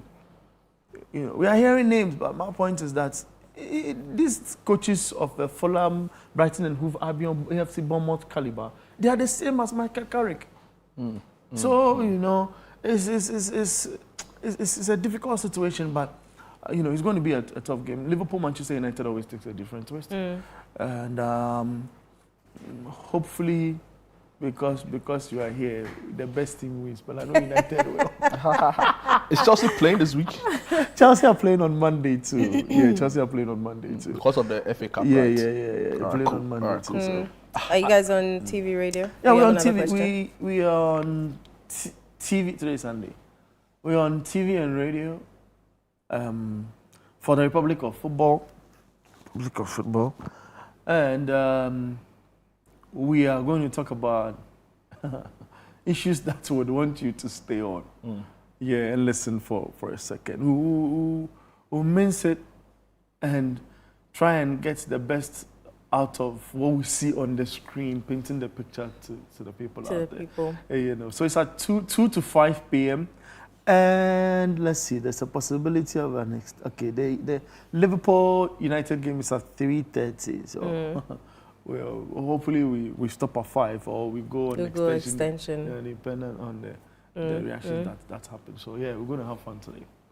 Before I go, the Hull United decision to get out of the league, right? The FA is released. They are pushed back. So the FA is pushing back. They are saying they should refund $1 million. Yeah, right? the $1 million they give. Is it cedis or dollars? It's cedis. $1 million Ghana cedis. They should bring the money back and every other expenditure. Wow. Do you agree with the FA position? I agree. It's in the contract statutes. No statutes. That we follow to get our club, because the clubs they sign before they get on board. But why did remind us of why Hull took the decision to? Okay, so it was unfair officiating issues that had accumulated over a span. There are safety and there's a rules. Safety officer, okay, the FA's asked the club to bring one person as a safety officer at all the venues to ensure that they stay in order. Now, this safety guy himself was not in order and verbally attacked one of the officiating officials, which the FA believes that it's pushed the fans to also come on board and misbehave. They feel they've not been treated fairly when it comes to officiating.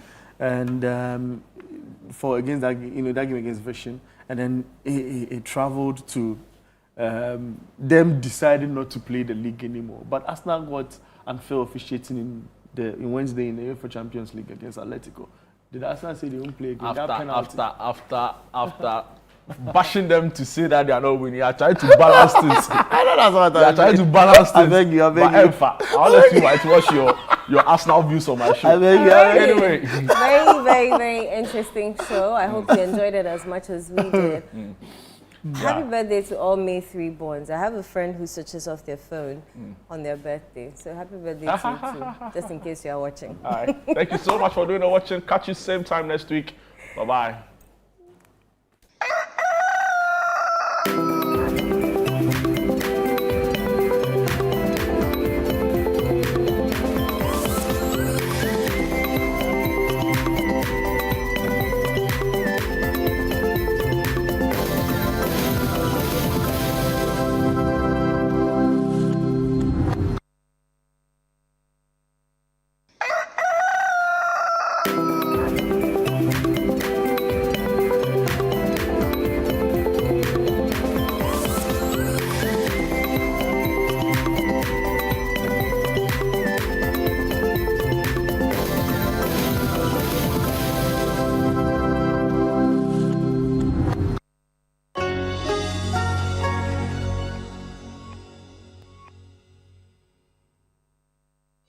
Turn up your sound experience with the We Hear speakers by Lovi. From the sleek We Hear 1 to the powerful We Hear 2. And now the premium We Hear Pro. Fully endorsed by Kylian Mbappe. This is not just a speaker, it's a flexible, high-performance outdoor Bluetooth speaker built to bring your music to life anywhere. With up to 100 watts of music power, you get bold, immersive sound wherever you go. All available in stylish standout colors. Now the good news. From April 20th to May 20th, grab yours at a special discounted price. The We Hear 1 now at 400 Ghana cedis. The We Hear 2 at 900 Ghana cedis. And the premium We Hear Pro now as 3,800 Ghana cedis. Don't miss out. Call 020-195-7739 or pick up at the Atlantic Towers. You can also grab yours at Orange FM Kumasi, Plus FM or 3 Music TV in Accra. Number 12 Afunya Street at Belengpe. Don't miss out on this special discounted offer. It's the We Hear promo powered by Lovi. We Hear, feel the power, hear the difference.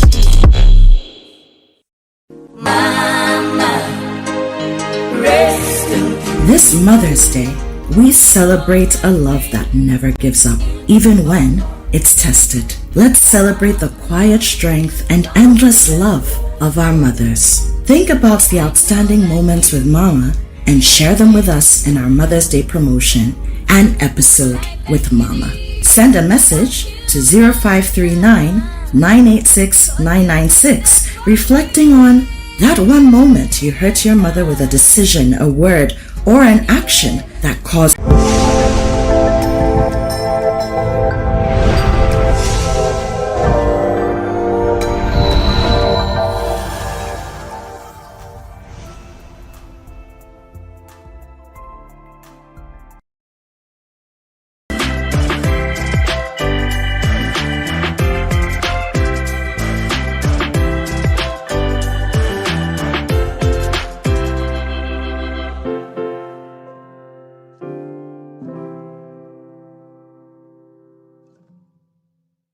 Welcome to Adoration with me, Edinam Bright Davis. Your moment of divine encounter right here on Channel 1 TV.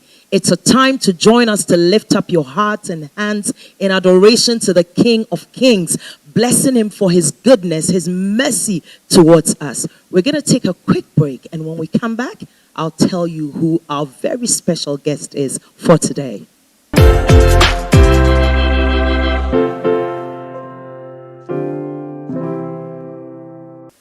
Welcome back from the break. This is Adoration with me, Edenam Bright Davis, right here on Channel 1 TV. Today's episode is a spirit-filled one with one man of God I'm so excited to introduce to you. This is Reverend Pajo Markwei. Reverend PJ. Reverend PJ Markwei. You're most welcome to Adoration. Thank you very much. I mean, between you and I, we know we've been trying to do this for a while. And I'm just excited to introduce you to our audience all over the world. And we can't wait to have you minister to us. He's here with the team. They're ready. And just stay tuned. Don't go anywhere. You're going to be blessed. Let's enter into worship. Thank you.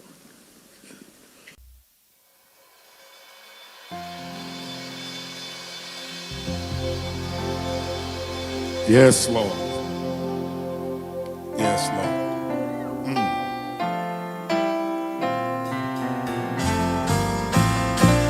Minimike ache oyi otai ayehowale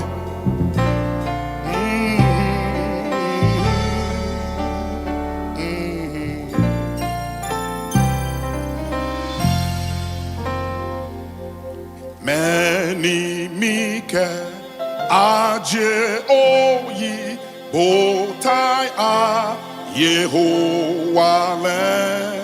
ngo omumo lehe walen o hanyongo kejewe ejakemi nyenge mashe boni sao nyamso mole toi abe amo mikeshi da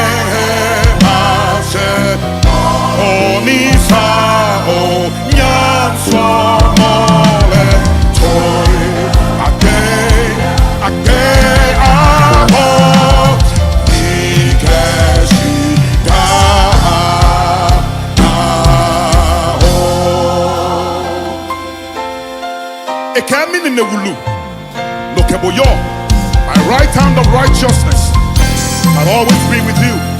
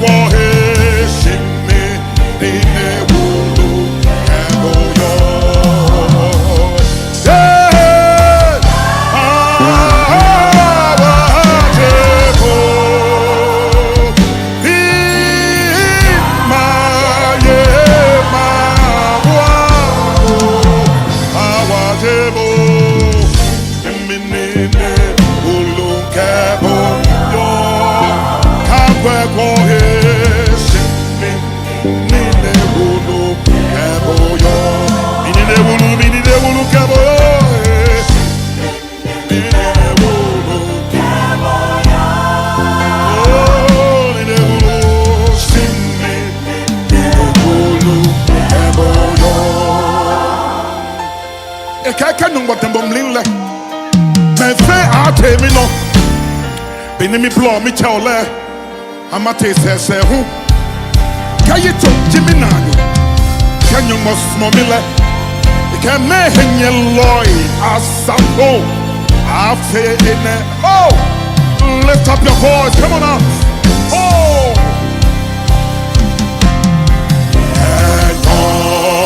No tapo nile mete ave nino beni mi blo mi che olet te se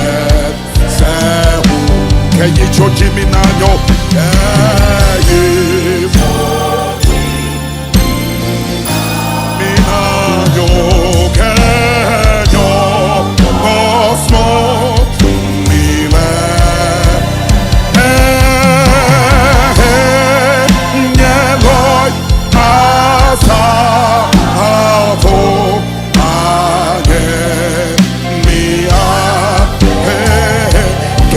Jimmy Nano, come on. Jimmy Nano, no more small me.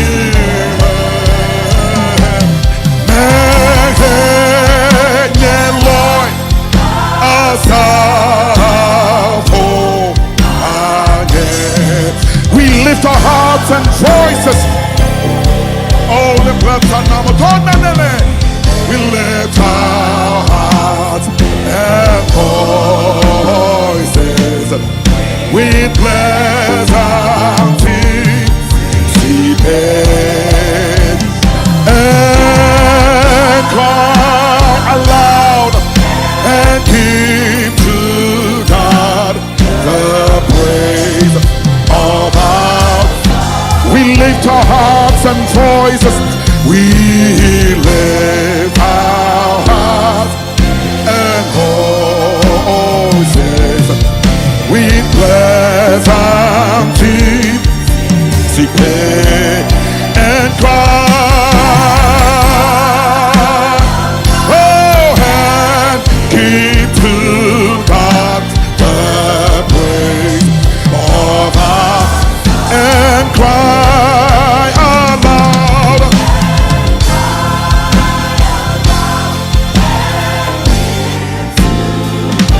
The praise of our salvation.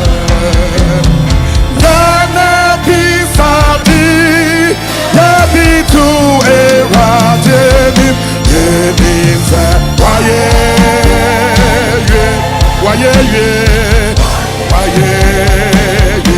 Oh, yeah, bisadi, yeah, me too, eradin,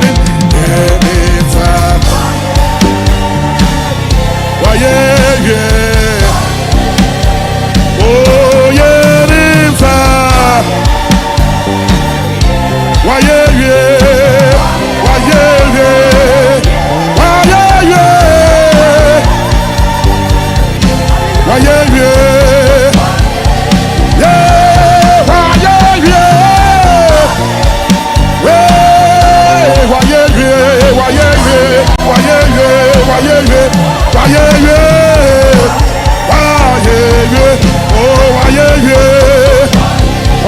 One more time. Why yeah yeah.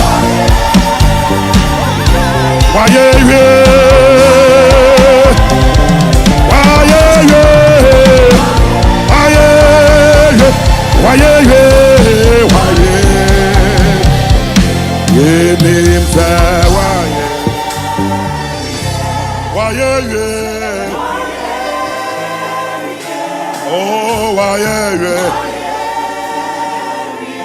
Why yeah yeah, why yeah, yeah. Our God is a good God.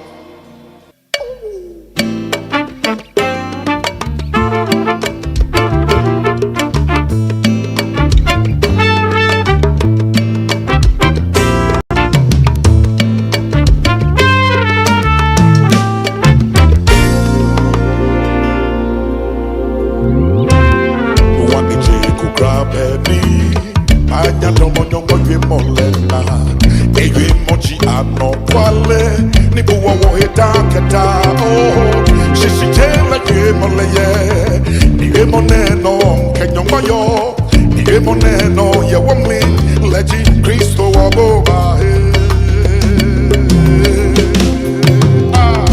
leji minoma wakometo leji moni hawa Kati wo hele woye Mi wonyes womomi Kristo jomo na ewo Malalala maboloshe She Wombo she She Wombo she She Wombo she She Wombo she Namo yo imanje yelimi Me bake asile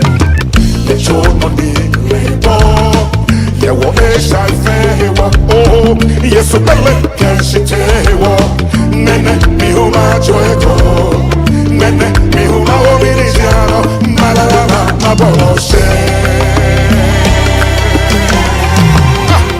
Leji mi numbo Yamba kometo Leji boni hawa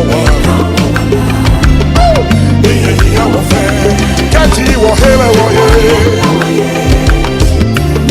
Yes, woman, Kristo jomo na ewo Malalala, maboloshe Somo sonyo Yesu mi Somo ni benage Namo krankele batohe Namo krasa yijemo fele Miloshe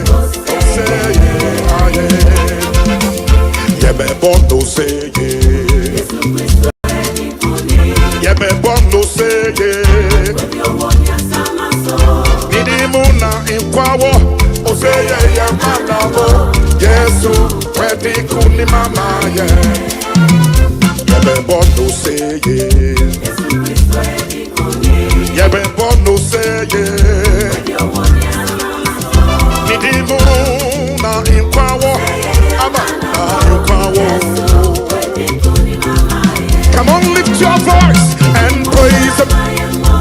And praise him. Aye, aye, sendo. Aye, sendo. Aye, aye. Aye, aye.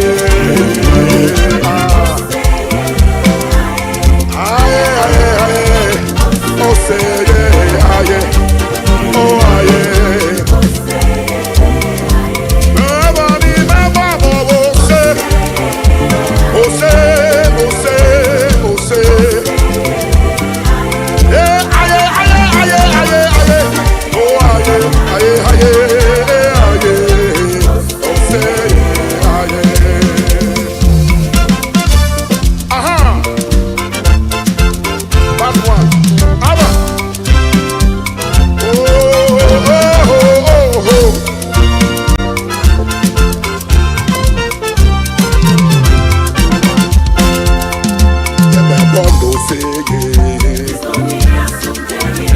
Yebe bon no say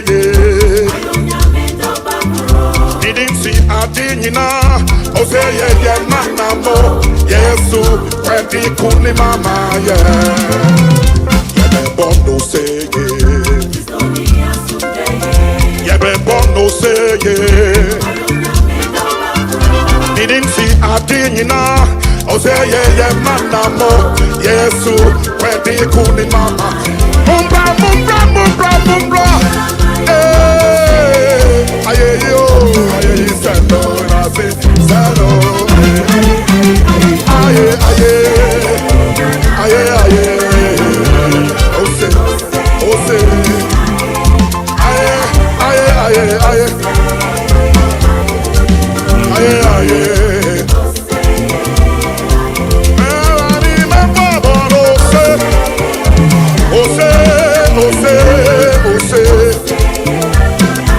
He deserves it all. Come on now. Oh, say, aye, aye, aye, aye, aye. Oh, say, yeah, ah. Oh, say, yeah, ah. I'm for him, no ribo. Amen, in a bottle, say, ah. I'm for him, no ribo. Amen, in a bottle, say, ah. I'm for him, no ribo. Amen, in a bottle, say, ah, ribo, ribo. The King is coming in his glory. Lift up your voice and bless the name of the Lord. He is coming in his royalty, in his majesty. Oh, say yeah, amen.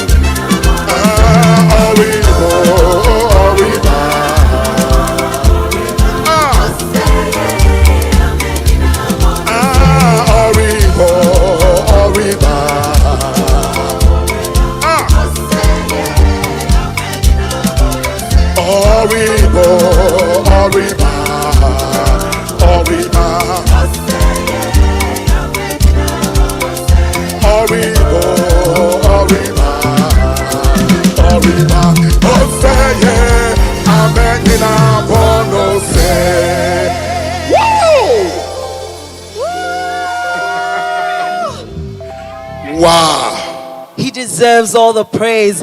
Let every nation, let every tribe, let every tongue just lift up a praise unto the King of Kings. Now, if you stayed through that, I'm sure there's some fire in your house, in your car, wherever you're watching us. We're going to go for a quick break. And when we come back, we want to find out a little bit more about Reverend PJ Markwei. Don't go anywhere. Stay right there. We'll be right back.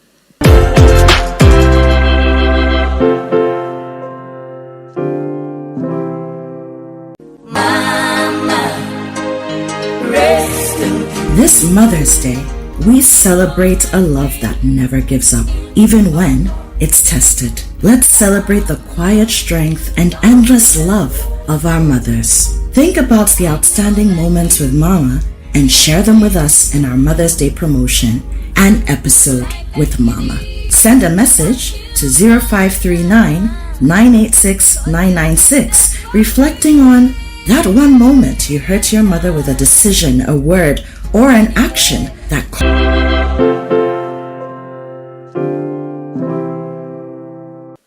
Now, that was a spirit-filled and mind-blowing time of worship. I don't know what else to call it.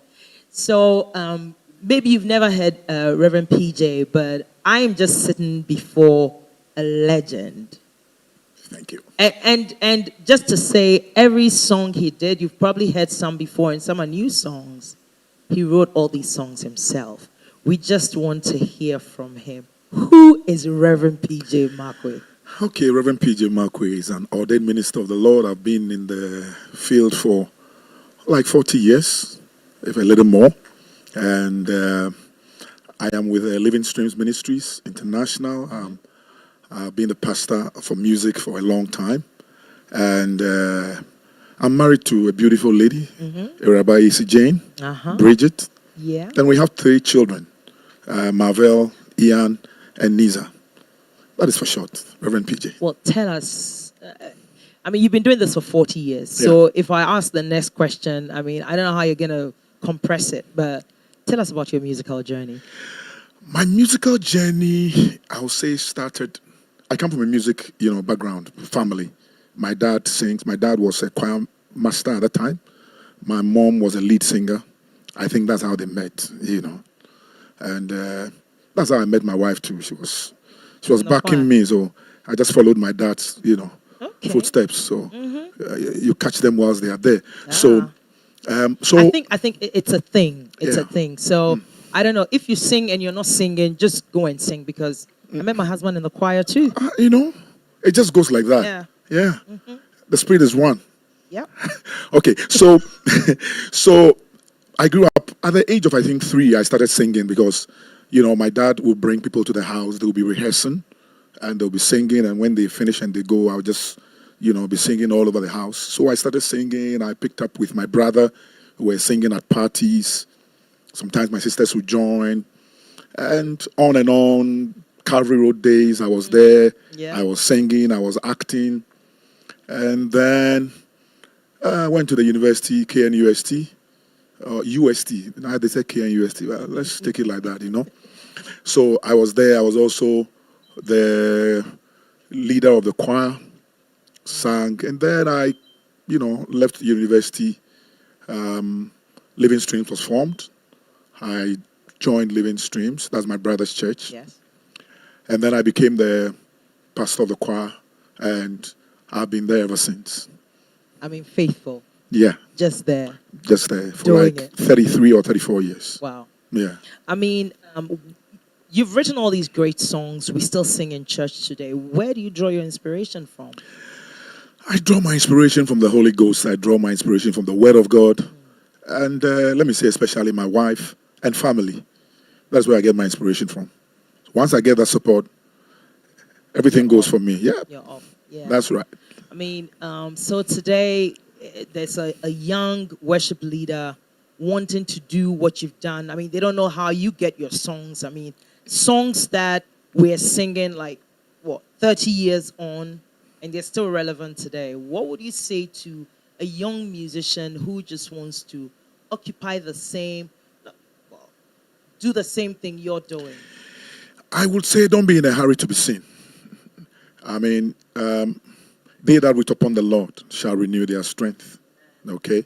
So, because of social media, a lot of people, they put something together and they want to be seen. But take your time. Stay in the presence of the Lord. Make sure you are fully baked and you are really cooked. When you come out, I mean, everybody will taste you to be very good.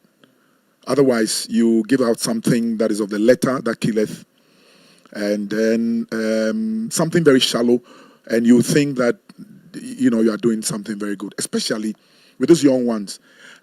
Once they can do the riffs, flip song, pitch, and things, they think that is the anointing. No, don't be deceived. That is not the anointing. Okay, when you see the anointing, you see it very fresh, very raw. It transforms life. It breaks yokes. It takes you to another level. It's not goose pimples, really, is it? I'm telling you, it's not just goose pimples. You feel it, and then they start screaming. No. Take your time. Be in the presence of the Lord, and when you come out, your life will be different, and people who hear you will be different. Reverend PJ, thank you so much. He said it. He said, just stay. Make sure you're baked. Now, this baking is not like a slow roast. It's not 45 minutes. It's not an hour, 30 minutes. Just make sure you're baked. I mean, God's baking time is God's baking time. It's God's baking time. It's a month, 2 months, 3, 6, 1 year. But make sure you're baked. Fully baked. Thank you so very much. We can't wait to have you back here.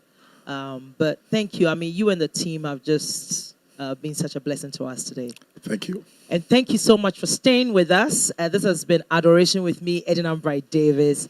We'll be back here same time next week with another amazing episode.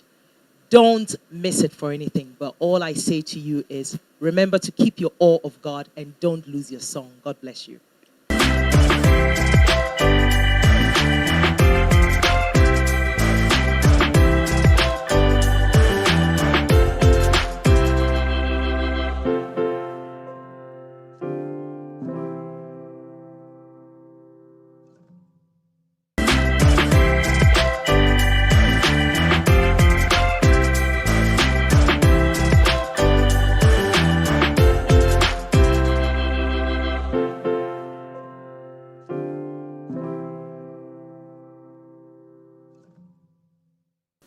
Today on Adoration, we are truly honored to have a man of God who has stirred many hearts with his gift of worship. He's a man of deep prophetic insight, rallies the people of God into his presence. Please join me as we welcome once again on Adoration, Reverend PJ Markwei and his team. My name is Edna Bright Davis. This is Adoration on Channel 1 TV. Stay tuned as we go for a break. When we come back, we zoom in right into worship.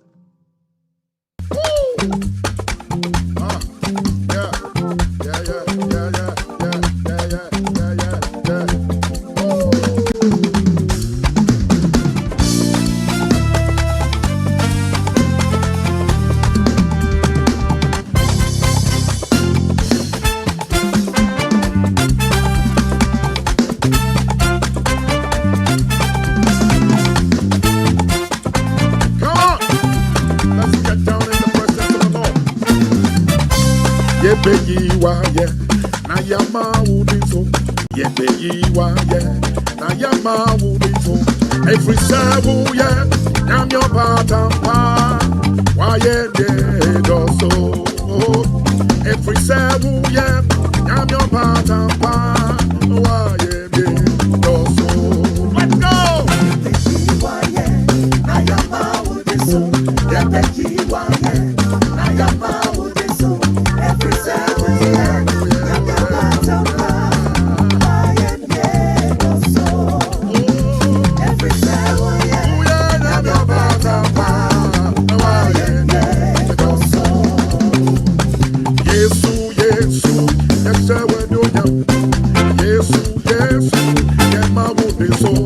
Every 7 years, now no matter let's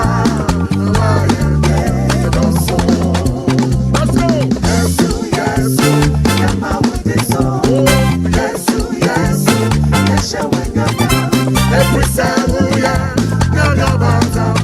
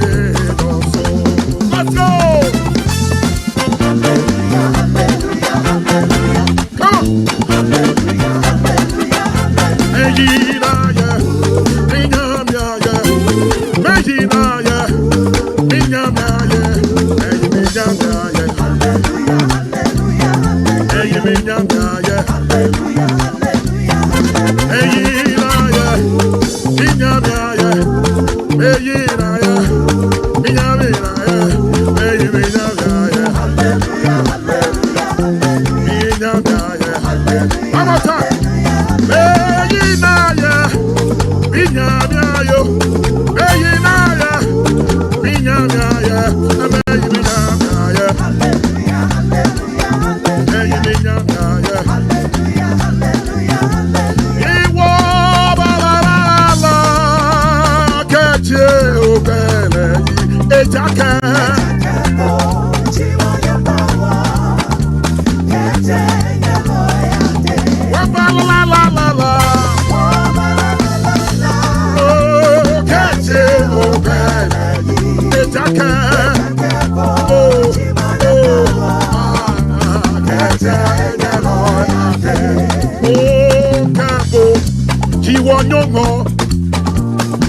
wo hey wale aye oh timonio ko wo kete enye loy ade o ti wonyogo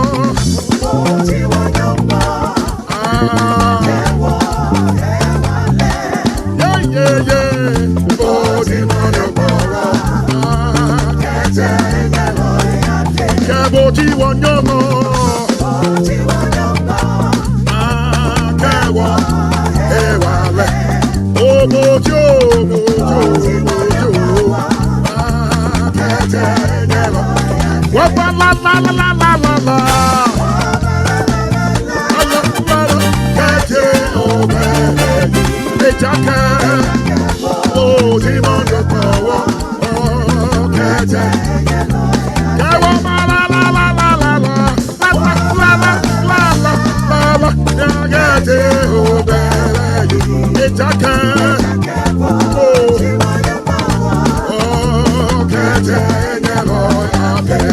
Let's go!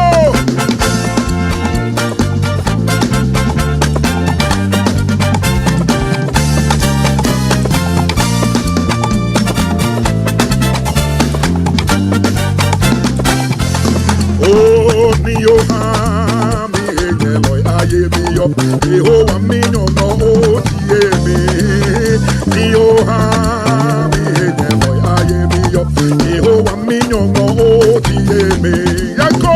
Mi yo ha, mi eloy aye mi yo, Jehovah mi no no tie mi.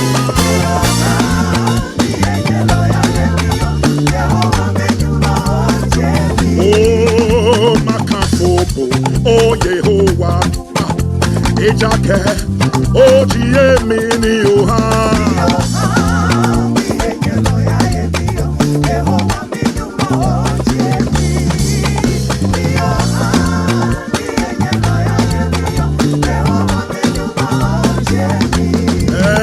Makafobo, oh Yehovah, Ejake, oh Jiemini Oha.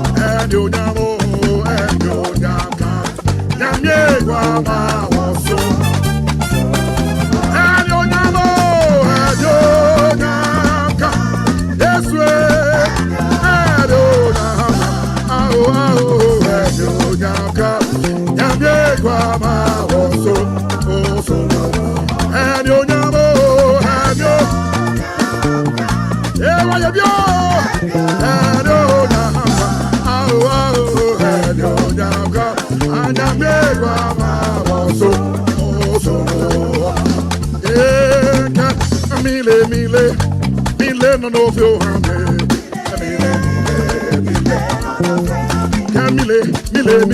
Mile no no feel hame. Efe habo wacha nyongo kewo ye. Elo le chumi he ofo yakaba chakra. Mile no no feel hame. Kabon santa mwe otwa osekra. Kebe habo wache no kewo ye.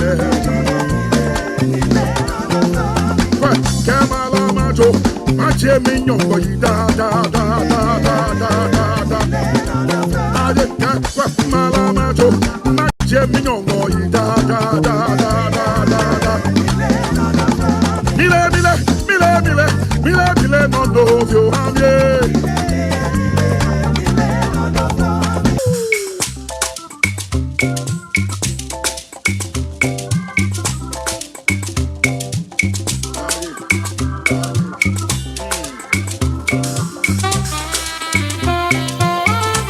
call it playing before the Lord.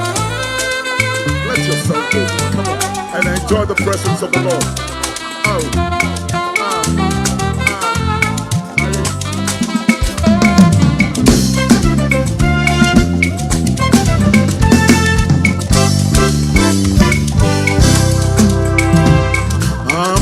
Yes, I make my tale.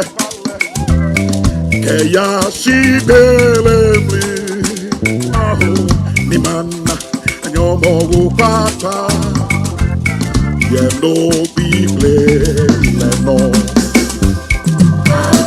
Yes, I make my tale. Yes, I make my tale. Keya si belemi. Mana nyomo upata.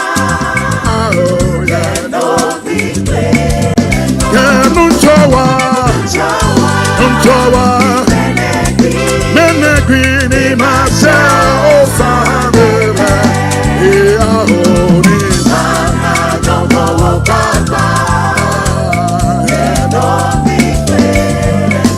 Unchawa Menegrini Marcel Sanebe Eahoni Mana Jomo Wakaba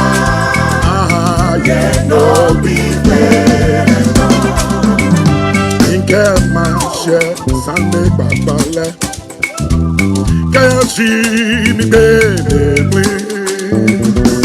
Animana Enyomo wo papa Yeah no be leno Kaya manche Sunday babale Kaya si mi bebe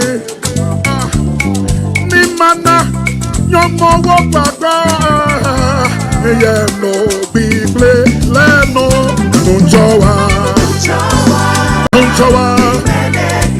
meneki ni mase o sare eya oni mana nyomo wo gbagba eye no bible njowa mi meneki Masha, Osahara, Ahoni, Nomo Papa, yeah, no, we play.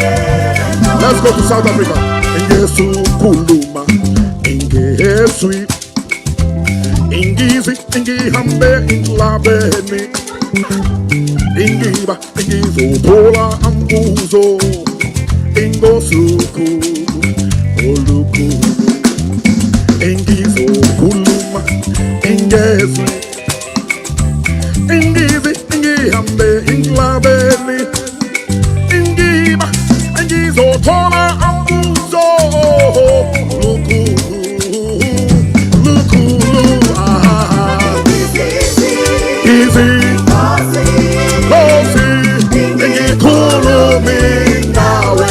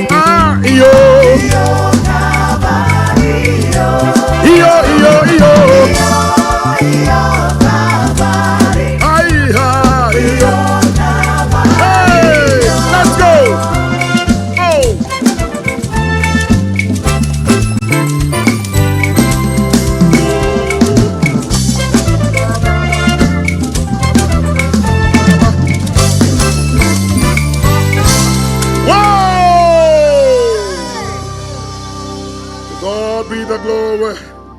Hallelujah.